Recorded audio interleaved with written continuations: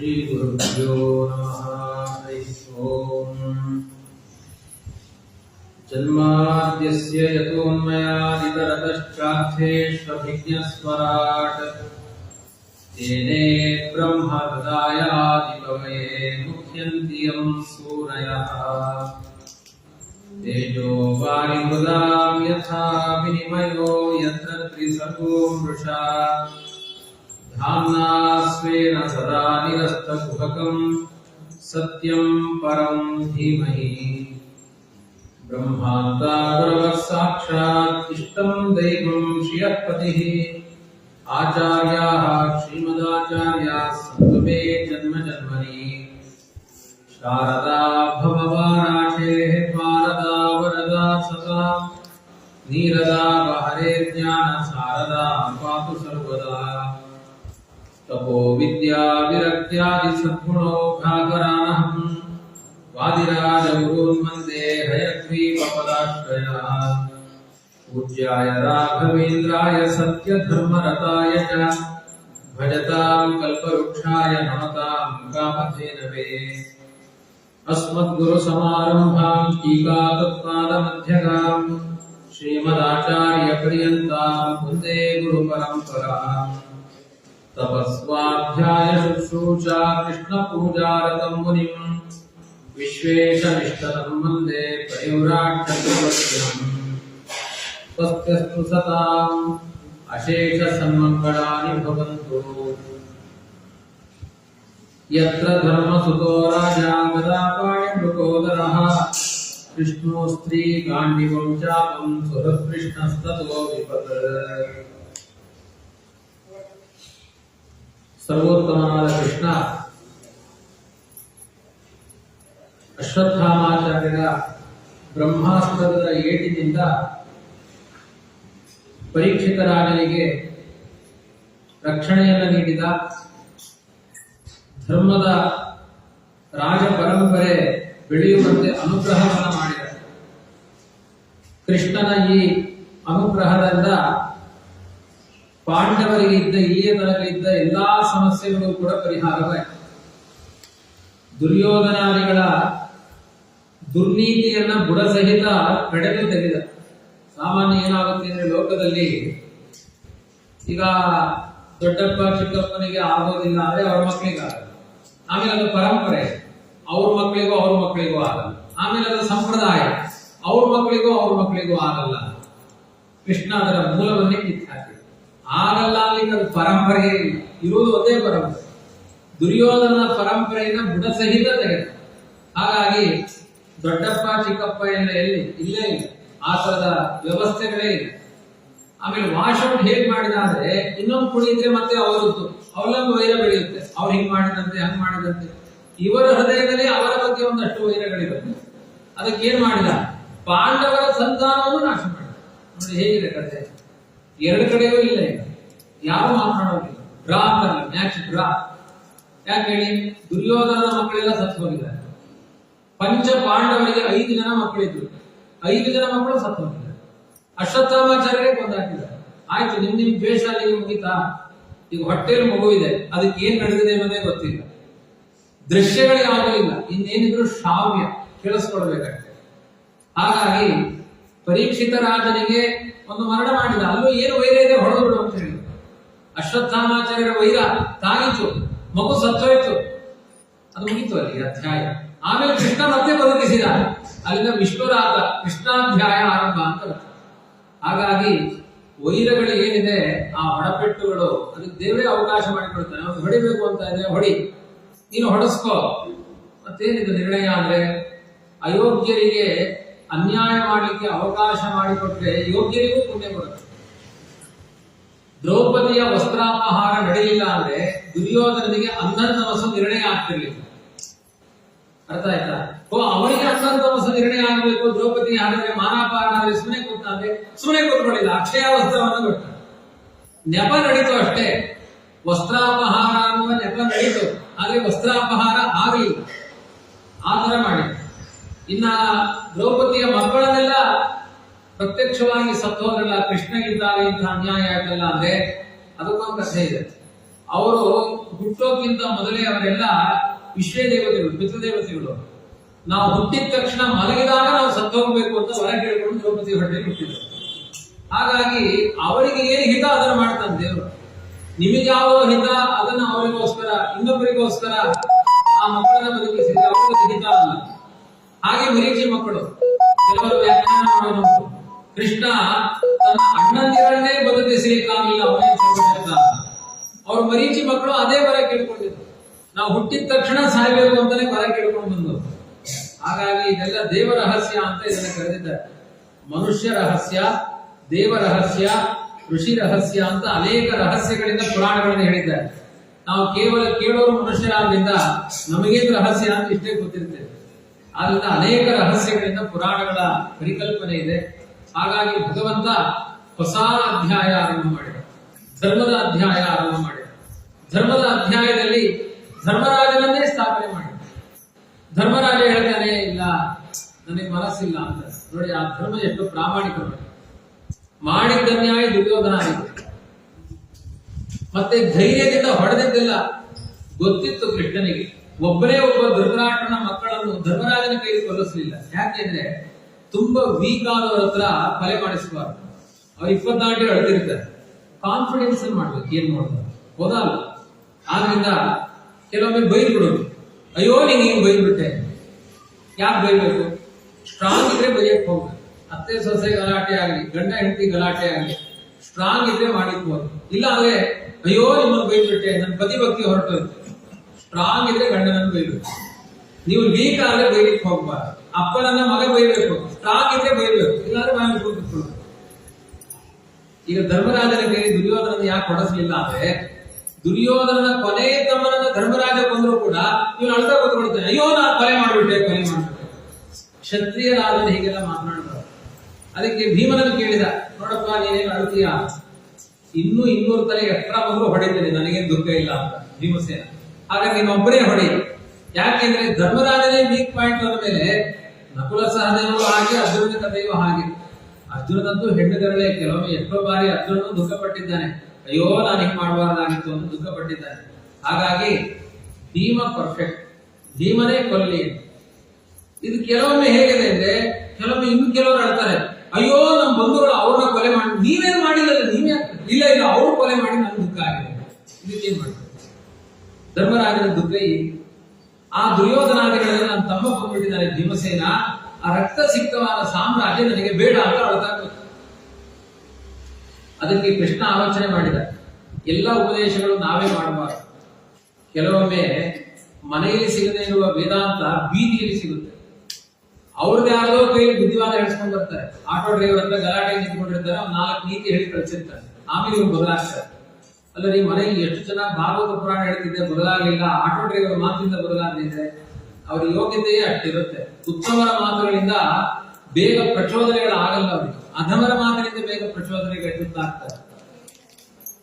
ಅದೇ ರೀತಿ ಕೃಷ್ಣ ಏನ್ ಮಾಡಿದ ಅಂದ್ರೆ, ಈ ಧರ್ಮರಾಜನಿಗೆ ನಾನು ಎಷ್ಟು ಉಪದೇಶ ಮಾಡಿದ್ರು ಒಂದು ತಲೆ ಸರಿಯಾಗಲ್ಲ. ಅದಕ್ಕೆ ಅವನು ಹೇಳಿದ, ಬಾ ಯಾರಿಗೆಲ್ಲ ಹೊಡೆದಿದ್ದೀವಿ, ಹೊಡೆಸ್ಕೊಂಡವರು ಒಬ್ಬರೇ ಉಳ್ಕೊಂಡಿದ್ದಾರೆ. ಈಗ ಪುಣ್ಯ ನಿನಗೋಸ್ಕರ ಉಳ್ಕೊಂಡಿದ್ದಾರೆ. ಹೊಡೆಸ್ಕೊಂಡವ್ರ ಹತ್ರ ಇಟ್ಕೊಡು, ನಾನು ನಿಮ್ಗೆ ಹೊಡೆದಿದ್ದು ಸರಿಯಾ ತಪ್ಪ ಹೆಂಗಿದೆ ನೋಡಿ ಬಿಟ್ಟನ ಯುಕ್ತಿ. ಯಾರಾದ್ರೂ ಹೊಡೆಸ್ಕೊಂಡವರು ನೀನು ಹೊಡೆದಿದ್ದು ಸರಿಯಾಗಿದೆ ಅಂತ ಹೇಳ್ತಾರೆ, ಕಪಾಳ ಕೊಡ್ತೀನಿ ಅಂತಾರೆ. ಕೃಷ್ಣ ಹೇಳ್ತಾರೆ, ಇಲ್ಲ ಇದು ಮ್ಯಾಜಿಕ್ ಇದೆ, ಬಾ ಕರ್ಕೊಂಡು ಹೋಗ್ತೇನೆ. ಆ ಭೀಷ್ಮಾಚಾರ್ಯ ಶರಪಂಜರದಲ್ಲಿ ಮಲಗಿದ್ದಾರೆ, ಸಿಕ್ಕಾಪಟ್ಟೆ ಹೊಡೆಸ್ಕೊಂಡಿದ್ದಾರೆ. ಭೀಮನ ಕೈಲೂ ಹೊಡೆಸ್ಕೊಂಡಿದ್ದಾರೆ, ನಿನ್ ಕೈಲೂ ಹೊಡೆಸ್ಕೊಂಡಿದ್ದಾರೆ, ಅರ್ಜುನನ ಕೈಲೂ ಹೊಡೆಸ್ಕೊಂಡಿದ್ದಾರೆ, ಎಲ್ಲರ ಕೈಲೂ ಹೊಡೆಸ್ಕೊಂಡಿದ್ದಾರೆ. ಅವರಂತಹ ಜ್ಞಾನಿಗಳು ಯಾರೂ ಇಲ್ಲ. ಈಗ ಸತ್ತು ಹೋದವರಲ್ಲಿ ಇವರಷ್ಟು ಜ್ಞಾನಿಗಳು ಯಾರು ಸತ್ತು ಹೋಗಿಲ್ಲ. ಅಷ್ಟು ದೊಡ್ಡ ಜ್ಞಾನಿ. ಯಾಕೆಂದ್ರೆ ಪರಶುರಾಮ ರೂಪದಿಂದ ಪರಮಾತ್ಮನೇ 175 ವರ್ಷ ಪಾಠ ಮಾಡಿದ್ದಾನೆ. ಮತ್ತೇನು ಅಷ್ಟು ದಿನ ಪಾಠ ಕೇಳಿದ್ದಾರೆ ಅಂದ್ರೆ ಅರ್ಥ ಆಗಿಲ್ಲ ಅಂತ ತಿಳ್ಕೊಳ್ಬೇಡಿ. ತುಂಬಾ ಜಾಣ ಅವರು, ಅಷ್ಟು ಚೆನ್ನಾಗಿ ಅರ್ಥ ಮಾಡ್ಕೊಂಡಿದ್ದಾರೆ. ಆದ್ರಿಂದ ಹೊಡೆಸ್ಕೊಂಡವರೇ ಅವ್ರು ಮಲ್ಕೊಂಡಿದ್ದಾರೆ. ಇನ್ನು ಅವರ ಹತ್ರನೇ ಹೋಗಿ ಕೇಳೋಣ. ಭೀಷ್ಮಾಚಾರ ಹತ್ರ ಹೀಗೆ ದೇವರು ಅವಾಗ ಒಂದ್ಸರಿ ಅರ್ಜುನ ಕೇಳ್ತಾನೆ, ಆ ಭೀಷ್ಮಾಚಾರ ಹೊಡೆಲಿಕ್ಕೆ ಆಗ್ತಾ ಏನ್ ಮಾಡೋದು? ರಥ ಓಡಿಸ್ಕೊಂಡು ಹೊರಟ್ಬಿಡ್ತಾನೆ. ಕೃಷ್ಣ ಬಾ ನಿಮ್ಗೆ ಉಪಾಯ ಹೇಳ್ತೀನಿ. ಎಲ್ಲಿಗೆ? ಸೀದಾ ಒಂದು ಭೀಷ್ಮಾಚಾರ ಮನೆ ಮುಂದೆ ನಿಲ್ಲಿಸ್ತಾನೆ. ಏನ್ ಕೃಷ್ಣ, ನಾಳೆ ಅವಳ ಕೊಲೆ ಮಾಡ್ಬೇಕು, ಅವ್ರ ಮನೆ ಬಂದು ನಿಲ್ಸಿದೆಯಲ್ಲ ಅಂದ್ರೆ, ಬಾ ಇನ್ನೂ ಚೆನ್ನಾಗಿರುತ್ತೆ, ಬಾ ಒಳಗಡೆ ಹೋಗೋಣ. ಭೀಷ್ಮಾಚಾರ ಸ್ವಾಗತ ಮಾಡ್ತಾರೆ. ಏನ್ ಬಂದಿದ್ದು ಡೈರೆಕ್ಟ್ ಸ್ಪೀಚ್ ಕೃಷ್ಣ, ಇಂಡೈರೆಕ್ಟ್ ಯಾವುದು? ಅರ್ಜುನ ಒಂದು ಪ್ರಶ್ನೆ ಕೇಳಿದ, ನೀವು ಉತ್ತರ ಕೊಡ್ತೀರಿ ಅಂತ ಕರ್ಕೊಂಡು ಬಂದಿದ್ದೇನೆ. ಅಯ್ಯೋ ಕೃಷ್ಣ ಹೇಳಬೇಡ ಹೇಳಬೇಡ ಅರ್ಜುನ ಹೇಳ್ತಿದ್ದಾನೆ. ಏನಾಗಲ್ಲ ಸುಮ್ಮನೆ ಕೂತು ಹೇಳ್ತಾರ, ಒಳ್ಳೆ ಆಚಾರ ಇದ್ದಾರ, ಕೆಟ್ಟ ಆಚಾರ ಅಲ್ಲ, ಒಳ್ಳೆ ಆಚಾರ. ಹೇಳಿ ಭೀಷ್ಮಾಚಾರ್ಯ, ನಿಮ್ ಕೊಲೆ ಹೇಗ್ ಮಾಡ್ಬೇಕು ಅಂತ ಕಂಗಾಲಾಗಿದ್ದಾನೆ, ನೀವೇ ಹೇಳ್ಕೊಡಿ. ಭೀಷ್ಮಾಚಾರ್ಯ ಹೇಳ್ಕೊಡ್ತಾರೆ, ನನ್ ಕೊಲೆ ಹೇಗ್ ಮಾಡ್ಬೇಕು ನೋಡಿ, ಹೇಗೆ ಟ್ರಿಕ್ಸ್ಗಳಿಗೆ ಚೆನ್ನಾಗಿದೆ. ಇದು ದೇವರು. ಎಲ್ಲೆಲ್ಲಿ ಸಮಸ್ಯೆಗೆ ಪರಿಹಾರ ಇದೆ ಅಲ್ಲಲ್ಲೇ ಹೋಗಿ ಮಾಡ್ಕೊಂಡ್ಬಿಡ್ಬೇಕು ನೇರ. ಭೀಷ್ಮಾಚಾರ್ಯ ಹೇಳ್ತಾರೆ, ಅವಾಗ ಅರ್ಜುನನಿಗೆ ಬಾ ಅಂತ ದೇವ್ರ ಮನೆ ಒಳಗೆ ಕರ್ಕೊಂಡು ಹೋಗ್ತಾರೆ. ಪ್ರತಿದಿನ ಕೃಷ್ಣನಿಗೆ ಪೂಜೆ ಮಾಡ್ತಾ ಇದ್ದೇನೆ, ನಿಮ್ದೆಲ್ಲ ಫೋಟೋ ಇಟ್ಕೊಂಡಿದ್ದೀನಿ ನೋಡಿ. ಪಾಂಡವರಿಗೆ ಜಯ ಆಗಲಿ ಅಂತ ಪ್ರತಿದಿನ ದೇವರಿಗೆ ತುಳಸಿ ಹಾಕ್ತೀನಿ. ಯುದ್ಧ ಭೂಮಿಯಲ್ಲಿ ಅಲ್ಲಿ ಬಂದು ನಿಂತಿರ್ತೀನಿ. ಕೆಲವರು ಕಷ್ಟದಿಂದ ಆಫೀಸ್ಗೆ ಹೋಗಿರ್ತಾರೆ, ಅಲ್ಲೇ ಎರಡು ತಮಿಳು ನೋಡ್ಕೊಂಡು ಹೋಗಿರ್ತಾರೆ. ಸಂಧ್ಯಾಕಾಲ ಬಂದ್ರೆ ಜಪ ಮಾಡೋಣ ಅವಕಾಶ ಇದ್ರೆ ಮನಸ್ಸೆಲ್ಲ ದೇವ್ರ ಮನೆಯಲ್ಲಿ ಇರುತ್ತೆ, ಆಫೀಸ್ಗೆ ಹೋಗಿ ಕೂತ್ಕೊಂಡಿರ್ತಾರೆ. ಇವರೇ ಸಿಕ್ಕಾಪಟ್ಟೆ ಜಪ ಮಾಡ್ತಾರೆ, ಆಫೀಸ್ಗೆ ಹೋಗ್ತಿರ್ತಾರೆ. ಅಲ್ಲಿ ಹೋದ್ರು ಈ ಭಾಗವತ ಪುರಾಣ ದೇವರ ಕಥೆ ಈ ಮನಸ್ಸಿರುತ್ತೋ. ಕೆಲವರು ದೇವರ ಮನೆಗೆ ಹೋಗಿರ್ತಾರೆ, ಇನ್ನು ಆಫೀಸ್ಗೆ ಹೋಗಿಲ್ಲ ಅಂತ ಹೊರಟಿರ್ತಾರೆ. ಇದೆಲ್ಲ ನೋಡುವ ದೃಷ್ಟಿಯಿಂದ ವೇದಾಂತ ಇಲ್ಲ. ವೇದಾಂತ ಒಳಗಿದೆ, ಹೊರಗಿಲ್ಲ ವೇದಾಂತ. ಭೀಷ್ಮಾಚಾರ್ಯರ ದೃಷ್ಟಾಂತ. ಪ್ರತಿದಿನ ದೇವರ ಪೂಜೆ ಮಾಡ್ತಾ ಧರ್ಮ ಇದ್ದಲ್ಲಿ ಜಯ ಆಗಿದೆ. ಗಾಂಧಾರಿಗೆ ಮಕ್ಕಳ ಮೋಹ ಇತ್ತು ಅಂತ 1000 ಬಾರಿ ದುರ್ಯೋಧನ ಬಂದು ಕೇಳ್ತಾನೆ, ಅಮ್ಮ ನಿಮ್ಗೆ ಒಂದು ಆಶೀರ್ವಾದ, ಪಾಂಡವರನ್ನ ಕೊಲ್ತೀನಿ ಅಂತ. ಗಾಂಧಾರಿ ಮಾತು ಇಷ್ಟೇ, ನನಗೆ ಅಣ್ಣ ತಮ್ಮಂದಿರ ಗಲಾಟೆ ನಂಗೆ ಗೊತ್ತಿಲ್ಲ, ನಾನು ಧರ್ಮ ನಂಬಿದವಳು, ಧರ್ಮ ಇದ್ದಲ್ಲಿ ಜಯ ಆಗುತ್ತೆ ಹೋಗು.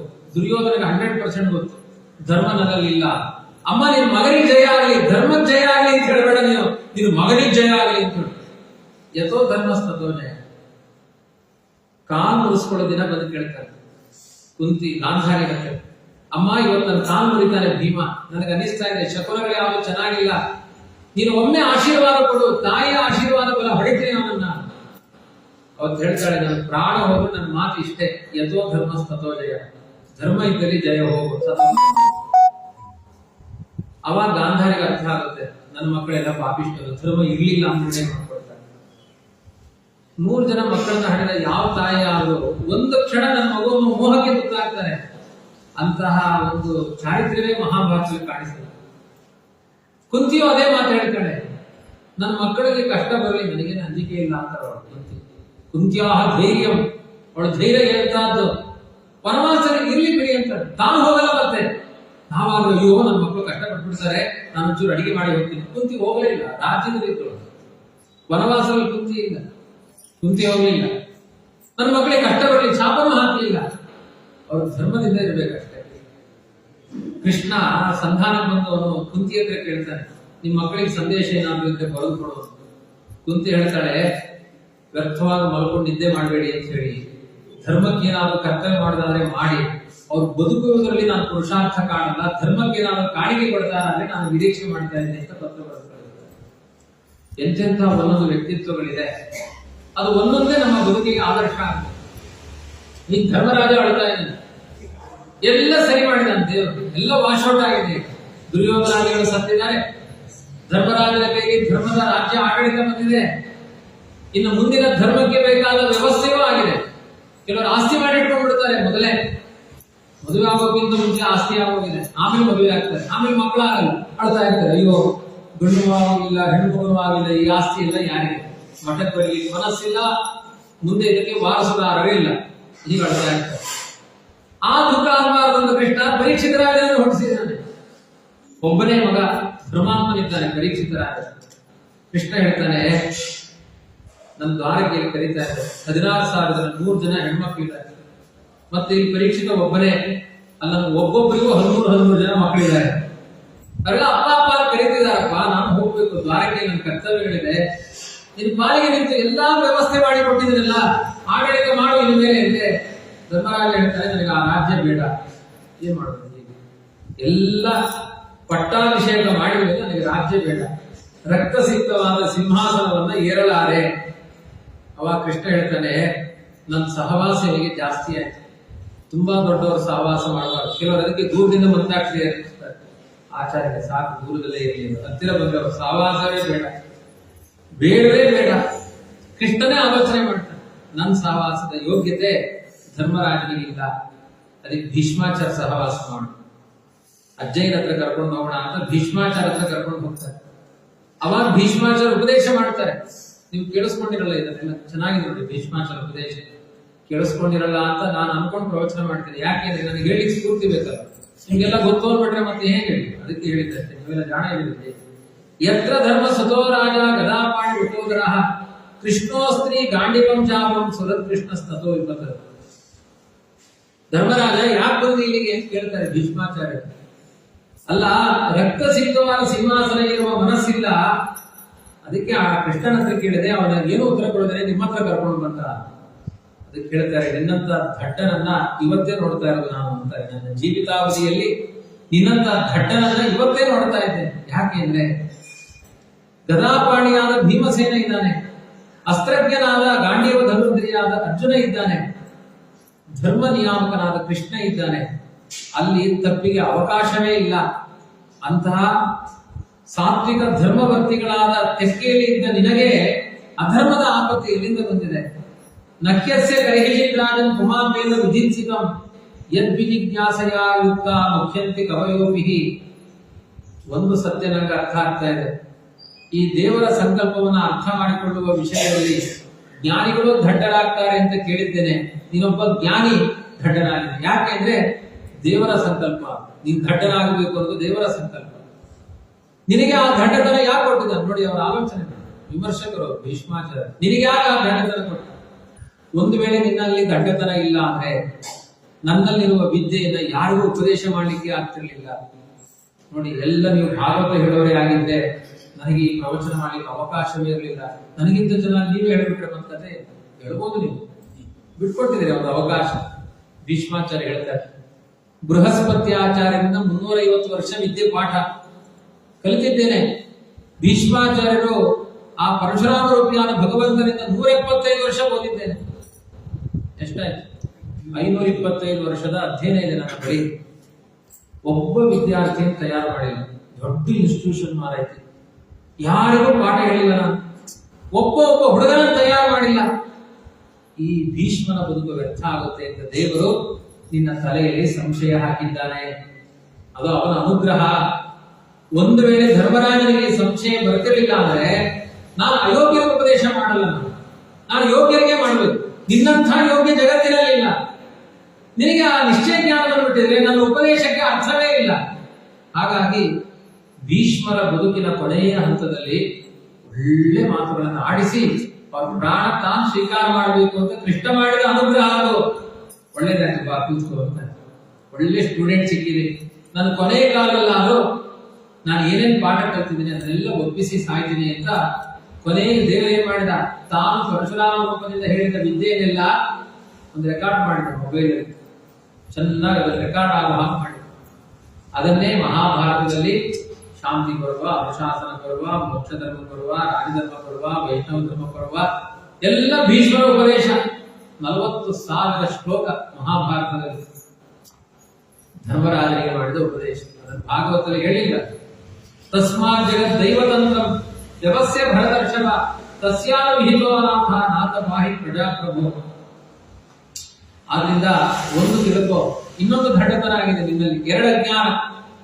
ಕೃಷ್ಣ ಭೀಮರ ನಡುವೆ ಅಪರಾಧ ಮಾಡಿದ್ದೇನೆ ಅಂತ ಒಂದು ಅಜ್ಞಾನಕ್ಕೆ ಗೊತ್ತಾಗಿದೆ. ಇನ್ನೊಂದು 2ನೇ ಅಜ್ಞಾನ ಏನು ಗೊತ್ತಾ?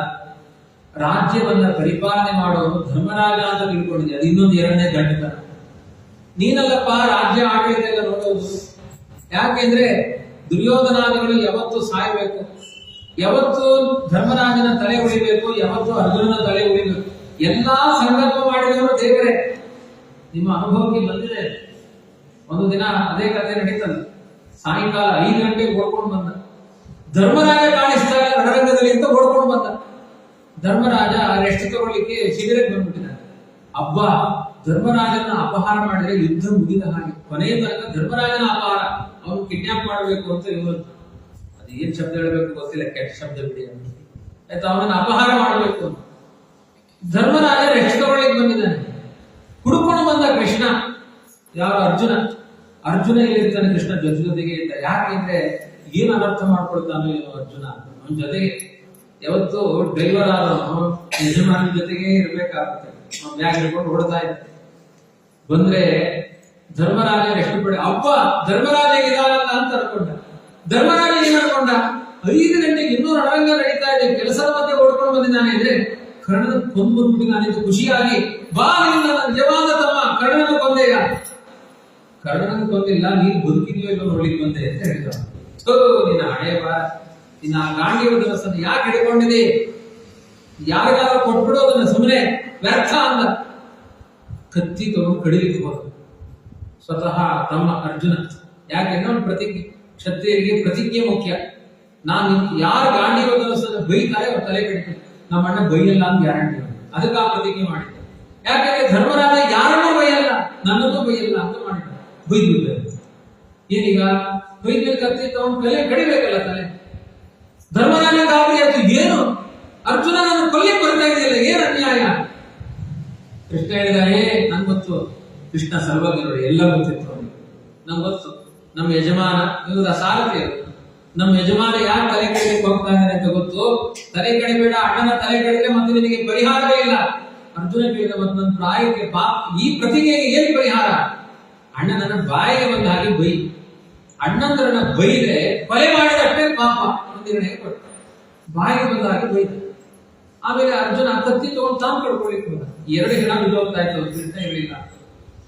ಯಾರು ನೀನ್ ಸಾಯ್ತಾ ಇದೆ ಅಂದ್ರೆ, ಅಣ್ಣನನ್ನ ಬೈದ್ರಲ್ಲ, ಕೊಲೆ ಮಾಡಿದ ಪಾಪ ಬಂತು, ಅದಕ್ಕೆ ಅಣ್ಣನನ್ನ ಕೊಂದ ಪಾಪಿಯಾದ ನಾನು ನನ್ನ ತಲೆ ಕಡ್ಕೊಳ್ತೀನಿ ಅಂತ. ಅದಕ್ಕೆ ಇನ್ನೊಂದು ಪರಿಹಾರ, ನಿನ್ನ ನೀನೇ ಹೊಗಳಕೊ. ಆತ್ಮ ಪ್ರಶಂಸಾ ಮರಣ. ನಮ್ಮನ್ನು ಸಿಕ್ಕಾಪಟ್ಟೆ ಸಭೆಗೆ ಹೊಗಳು ಮಾಡ್ಬಿಟ್ಟೆ. ನಾನು ಏನಂತ ಬಯೋಡೇಟಾ ಹೇಳ್ಕೊಂಡ್ಬಿಡ್ತೇನೆ. ಕೆಲವರು ನಿರೂಪಣೆ ಮಾಡಿ ಸರಿಯಾಗಲ್ಲ, ಕೆಲವರು ಅವರೇ ಹೇಳ್ಕೊಳ್ತಾರೆ. ಅದು 2 ಪಾಯಿಂಟ್ ಬಿಟ್ಟೋಯ್ತು, ಅದರಲ್ಲಿ ನನಗಿನ್ನೂ 2 ಪ್ರಶಸ್ತಿ ಬಂದಿದೆ ಅಂತ ಆತ್ಮಹತ್ಯೆ ಮಾಡ್ಕೊಂಡ್ರು ಅಂತ. ತಮ್ಮಂತ ಹೊಗಳಕೊಳ್ಳಬಾರದು, ನಿನ್ನ ನೀನು ಹೊಗಳಕೊಂಡ ಆತ್ಮಹತ್ಯೆಗೆ ಸಮಾನ. ಏನೋ ಬ್ಯಾಲೆನ್ಸ್ ಮಾಡಿ 2 ಹೆಣ ಉಳಿವಾಂಗ ಮಾಡಿದರು. ಭೀಷ್ಮಾಚಾರ್ಯ ಹೇಳ್ತಾರೆ, ನೀನು ಬದುಕಿದ್ದು ಅವನಿಂದ, ಧರ್ಮರಾಜ ಬದುಕಿದ್ದು ಕೃಷ್ಣನಿಂದ. ಹಾಗಾಗಿ ಆ ಕೃಷ್ಣನ ಅಧೀನವಾಗಿ ಜಗತ್ತು ನಡೆಯುತ್ತೆ ಅಂತ ತಿಳ್ಕೋ. ನಾನು ರಾಜ್ಯವನ್ನು ನಡೆಸುವನು ಅನ್ನುವ ಅಹಂಕಾರವನ್ನ ಕಳೆಯಬೇಡ. ಭಗವದ್ಗೀತೆ ಇದೆ ನಾನು ಹೇಳಿದ್ದು, ಕರ್ಮಣ್ಣೇ ವಾಧಿಕಾರಸ್ಥೆ. ದೇವರು ನಿಂತು ನಿಯಾಮಕನಾಗಿ ನಡೆಸ್ತಾನೆ ಕರ್ಮ. ಬಿಂಬರೂಪಿಯಾದ ಪರಮಾತ್ಮನ ವ್ಯಾಪಾರ, ಪ್ರತಿಬಿಂಬದ ಯಾವ ಚೇಷ್ಟೆಯೂ ನಡೆಯಲ್ಲ. ಇದು ತರಗೆ ಹೇಳಿ ಬಂದೆ, ಕ್ರಿಯಾಯೋಗ ಅಂತ ಕರೀತಾರೆ. ಬೆಳಿಗ್ಗೆ ಮಾತ್ರ ಪೂಜೆ ಆಯ್ತು, ಆಮೇಲೆ ದೇವರು ನಮ್ಮ ಸಂಬಂಧ ಇಲ್ಲ ಅಂತ ಹೇಳಬಾರದು. ಪ್ರತಿ ಬದುಕಿನ ಚೇಷ್ಟೆಗಳು ದೇವರ ಪೂಜೆ, ಅದು ಕ್ರಿಯಾಯೋಗ ಅಂತ ಕರೀತಾರೆ. ಹಾಗೆ ಅನುಸಂಧಾನ ಮಾಡು. ಏಷವೇ ಭಗವಾನ್ ಸಾಕ್ಷಾತ್ ಯೋ ನಾರಾಯಣ ಕುಮಾರ್ ಮೋಹಯನ್ ಮಾಯಾಲೋಕಂ ಗೂಢಶ್ಚರತಿ ಋಷ್ಣೇಶು. ನಿಮ್ಮ ಪಾಲಿಗೆ ಒಂದು ಅನಾಮಸು ಗೋಪಾಲನಾಗಿ ಕಾಣಿಸ್ತಾ ಇದ್ದಾರೆ. ಅವನು ಎಲ್ಲರ ಅಂತರ್ಯಾಮಿಯಾಗಿ ಕೂತಿದ್ದಾನೆ. ಒಬ್ಬ ಕೃಷ್ಣ ಅಲ್ಲ, ಅನಂತ ಕೃಷ್ಣರಿದ್ದಾರೆ ನನ್ನ ಪಾಲಿಗೆ. ಎಲ್ಲರ ಒಳಗಡೆಯೂ ಅವನೇ ನಿಂತು ಆಯಾ ಬದುಕಿನ ಚೇಷ್ಟೆಯನ್ನ ಇವತ್ತು ಮಾಡ್ತಾ ಇದ್ದಾನೆ. ಅವತ್ತಲ್ಲ, ಇವತ್ತು ನಮ್ಮ ಬದುಕಿನ ಚೇಷ್ಟಕ ಕೃಷ್ಣನೇ ಆಗಿದ್ದಾನೆ. ಗೂಢಚರತಿ ಅಸ್ಯಾನುಭಾವ ಭಗವಾನ್ ವೇದ ಮುಖ್ಯತಮಂ ಶಿವ ದೇವರ್ಷಿ ನಾರದ ಸಾಕ್ಷಾತ್ ಭಗವಾನ್ ಕಪಿಲೋನಪ್ಪ. ಈ ಎಲ್ಲ ವಿಚಾರ, ಈ ರಹಸ್ಯ ಶಿವನಿಗೆ ಚೆನ್ನಾಗಿ ಗೊತ್ತು. ಮೂಲ ರೂಪಿಯಾದ ಶಿವನಿಗೆ ಗೊತ್ತು, ಅಂದ್ರೆ ಶುಕಾಚಾರ್ಯರಿಗೆ ಗೊತ್ತು, ಶಿವನಿಗೆ ಗೊತ್ತು. ಆಮೇಲೆ ನಾರದರಿಗೆ ಗೊತ್ತು, ಕಪಿಲ ರೂಪಿಯಾದ ಭಗವಂತನಿಗೆ ಗೊತ್ತು. ನಿನಗೂ ಗೊತ್ತು, ಮೂಲ ರೂಪದಲ್ಲಿ ಅವತಾರ ರೂಪದಲ್ಲಿ ಗೊತ್ತಿಲ್ಲ ನಿನಗೆ, ಅಜ್ಞಾನಿಯಾಗಿದೆ. ಆದ್ರಿಂದ ನಿನಗೇನೂ ಗೊತ್ತಿಲ್ಲದೆ ಕೇವಲ ಸೋದರ ಮಾವನ ಮಗ ಅಂತ ತಿಳಿದುಕೊಂಡು ಆ ಕೃಷ್ಣನನ್ನ ಮಿತ್ರ ಅಂತ ಕರೆದಿದ್ದೆ, ಉಪಕಾರಿ ಅಂತ ಕರೆದಿದ್ದೆ, ಮಂತ್ರಿ ಅಂತ ಕರೆದಿದ್ದೆ, ಕೆಲವೊಮ್ಮೆ ದೂತನನ್ನಾಗಿ ಉಪಯೋಗಿಸಿಕೊಂಡಿದೆ. ಸಂಧಾನಕ್ಕೆ ಹೋಗಿ ಬಾರಪ್ಪ, ನೀನು ದೂತನಾಗಿ ಹೋಗಿ, ದೌತ್ಯ ಕರ್ಮ ದೂತನಾಗಿ ಉಪಯೋಗಿಸಿಕೊಂಡಿದ್ದಾರೆ. ಅವನು ಜಗತ್ತಿಗೆ ನಿಯಾಮಕ, ಅವನು ಯಾರಿಗೂ ದೂತ ಅಲ್ಲ. ನಮ್ಗೆ ಯಾರಾದ್ರೂ ಸುಮ್ಮನೆ ಆಚಾರ್ಯ ಕರೆದ್ಬಿಟ್ಟು ಆಚಾರ್ಯ 2 ತೆಂಗಿನಕಾಯಿ ಹೊಡೆದು ಕೊಡಿದ್ರೆ ಹಿಂಗೆ ನೋಡ್ತೀವಿ, ಏನ್ ನನಗೆ ಹೇಳುತ್ತಾರ ತೆಂಗಿನಕಾಯಿ ಹೊಡೆದಿ, ಏನ್ ತಪ್ಪೇನು, ದೇವರಿಗೆ ತಾನೇ ಹೊಡೆಲಿಕ್ಕೆ ಹೇಳಿತ್ತು, ಹೊಡೆದೇ ಕೊಡಬಾರ್ದು. ತೆಂಗಿನಕಾಯಿ ಫ್ರೂಟ್ ಕೊಡಿ ನಮ್ಮನೆ ಅಡಿಗೆಗೆ ಅಂದ್ರೆ ಬೇಜಾರು ಮಾಡ್ಕೊಳ್ಬೇಕು. ದೇವರಿಗೆ 2 ತೆಂಗಿನಕಾಯಿ ಹೊಡೆದು ಕೊಡಿದ್ರೆ ಹಿಂಗೆ ನೋಡ್ತೀವಿ ನಾವು, ಏನ್ ನನಗೆ ತೆಂಗಿನಕಾಯಿ ಹೊಡೆಯಕ್ಕೆ ಹೇಳ್ತಾನೆ. ದೇವರಿಗೆ ಪಾಂಡವರು ಓ ನಮ್ ಸಂದೇಶ ಹೇಳ್ಬಿಟ್ವಾ, ಕಾರ್ಯ ಯಶಸ್ವಿ ಮಾಡಿಕೊಡು. ಅರ್ಜುನ ರಥ ತಗೊಳ್ಬ, ಸರಿಯಾಗಿ ಕ್ಲೀನ್ ಮಾಡಿದೀವೋ ಇಲ್ಲೋ, ಪೆಟ್ರೋಲ್ ಹಾಕಿದೀವೋ ಇಲ್ಲೋ, ಕುದುರೆಗಳಿಗೆ ಸರಿಯಾಗಿ ರಥ ತೊಳೆದಿದೆಯೋ ಇಲ್ಲೋ, ಯಾವತ್ತೂ ಅದನ್ನ ಅನ್ಯಾಯ ಮಾಡಬಾರದು. ದೇವರಿಗೆ ಎಂತ ಪ್ರೀತಿ ಗೊತ್ತಾ, ಆ ಕುದುರೆಗಳಿಗೆ ಸುಗ್ರೀವ ಅಂತ ಹೆಸರಿಟ್ಕೊಂಡಿದ್ದಾರೆ. ಗೊತ್ತಾಗ್ಲಿ ಅರ್ಜುನನಿಗೆ, ಏನು ನಿನಗೂ ಅವ್ರಿಗೂ ಆಗಲ್ಲ, ಆ ಕುದುರೆ ಹೆಸರೇ ಇಟ್ಟಿಲ್ಲ. ವಾಲಿ ಯಾರು? ಅರ್ಜುನ. ಸುಗ್ರೀವ ಯಾರು? ಈ ಕರ್ಣದ ವಿರುದ್ಧ ಯುದ್ಧಕ್ಕೆ ನಿಲ್ತಾನೆ. ಕುದುರೆ ಸುಗ್ರೀವ ಅಂತ ಹೆಸರಿಟ್ಟಿದ್ದಾನೆ ದೇವರು, ಬೇಕಂದ್ರೆ ಇಟ್ಟಿದ್ದು. ನಾನೇನ್ ಬಿಡಲ್ಲ ಕರ್ಣನನ್ನು, ನಾನು ಉದ್ಧಾರ ಮಾಡ್ತೀನಿ. ನಿನಗೆ ಅವನಿಗೆ ವೈರ ಇರ್ಬೋದು, ನಾನು ಎಲ್ಲಾರ ಅಂತರ್ಯಾಮ, ಎಲ್ಲಾನು ಉದ್ಧಾರ ಮಾಡಲಿಕ್ಕೆ ನಿಂತಿದ್ದೇನೆ. ಕರ್ಣ ದೇವರಿಗೆ ಬಾಯಿ ಬಂದ ಹಾಗೆ ಬೈತಾ ಇದ್ದಾನೆ. ದುರ್ಯೋಧನಾದಿಗಳ ಜೊತೆಗೆ ಸೇರಿ ಕೃಷ್ಣ ಅದ್ಯಾವುದೂ ಪರಿಗಣಿಸಲಿಲ್ಲ. ಯಾಕೆ? ಇವತ್ತು ಬೈತಾ ಇದ್ದಾನೆ, ಅವನು ಹೊಗಳಿದ್ ತುಂಬಾ ಜನ. ನಮಗೇನಂದ್ರೆ ಬೈದ ತಕ್ಷಣ ನಾವು ಟೆಂಪ್ಟ್ ಆಗ್ತದೆ. ಯಾಕೆ? ನಮ್ಗೆ ಅವತ್ತಿನ ಮಾತ್ರ ಗೊತ್ತಿರುತ್ತೆ. ದೇವರಿಗೆ ಬೇಜಾರಾಗಲ್ಲ. ಯಾಕೆಂದ್ರೆ ನಮಗೆ ಅನಂತ ಜನ್ಮಗಳ ಪರಿಚಯ ಇದೆ. ಹಿಂದಿನ ಜನ್ಮ ಎಲ್ಲ ಹೊಗಳಿಕೊಂಡೇ ಬಂದಿದ್ದಾನೆ, ಈ ಜನ್ಮದಲ್ಲಿ ಬೈತಾ ಇದ್ದಾನೆ, ಪರವಾಗಿಲ್ಲ, ಅದನ್ನು ಪರಿಗಣಿಸಲ್ಲ ಅಂತ ತನ್ನ ಕುದುರೆಗೆ ಸುಗ್ರೀವ ಅಂತ ಹೆಸರಿಟ್ಟುಕೊಂಡಿದ್ದಾನೆ.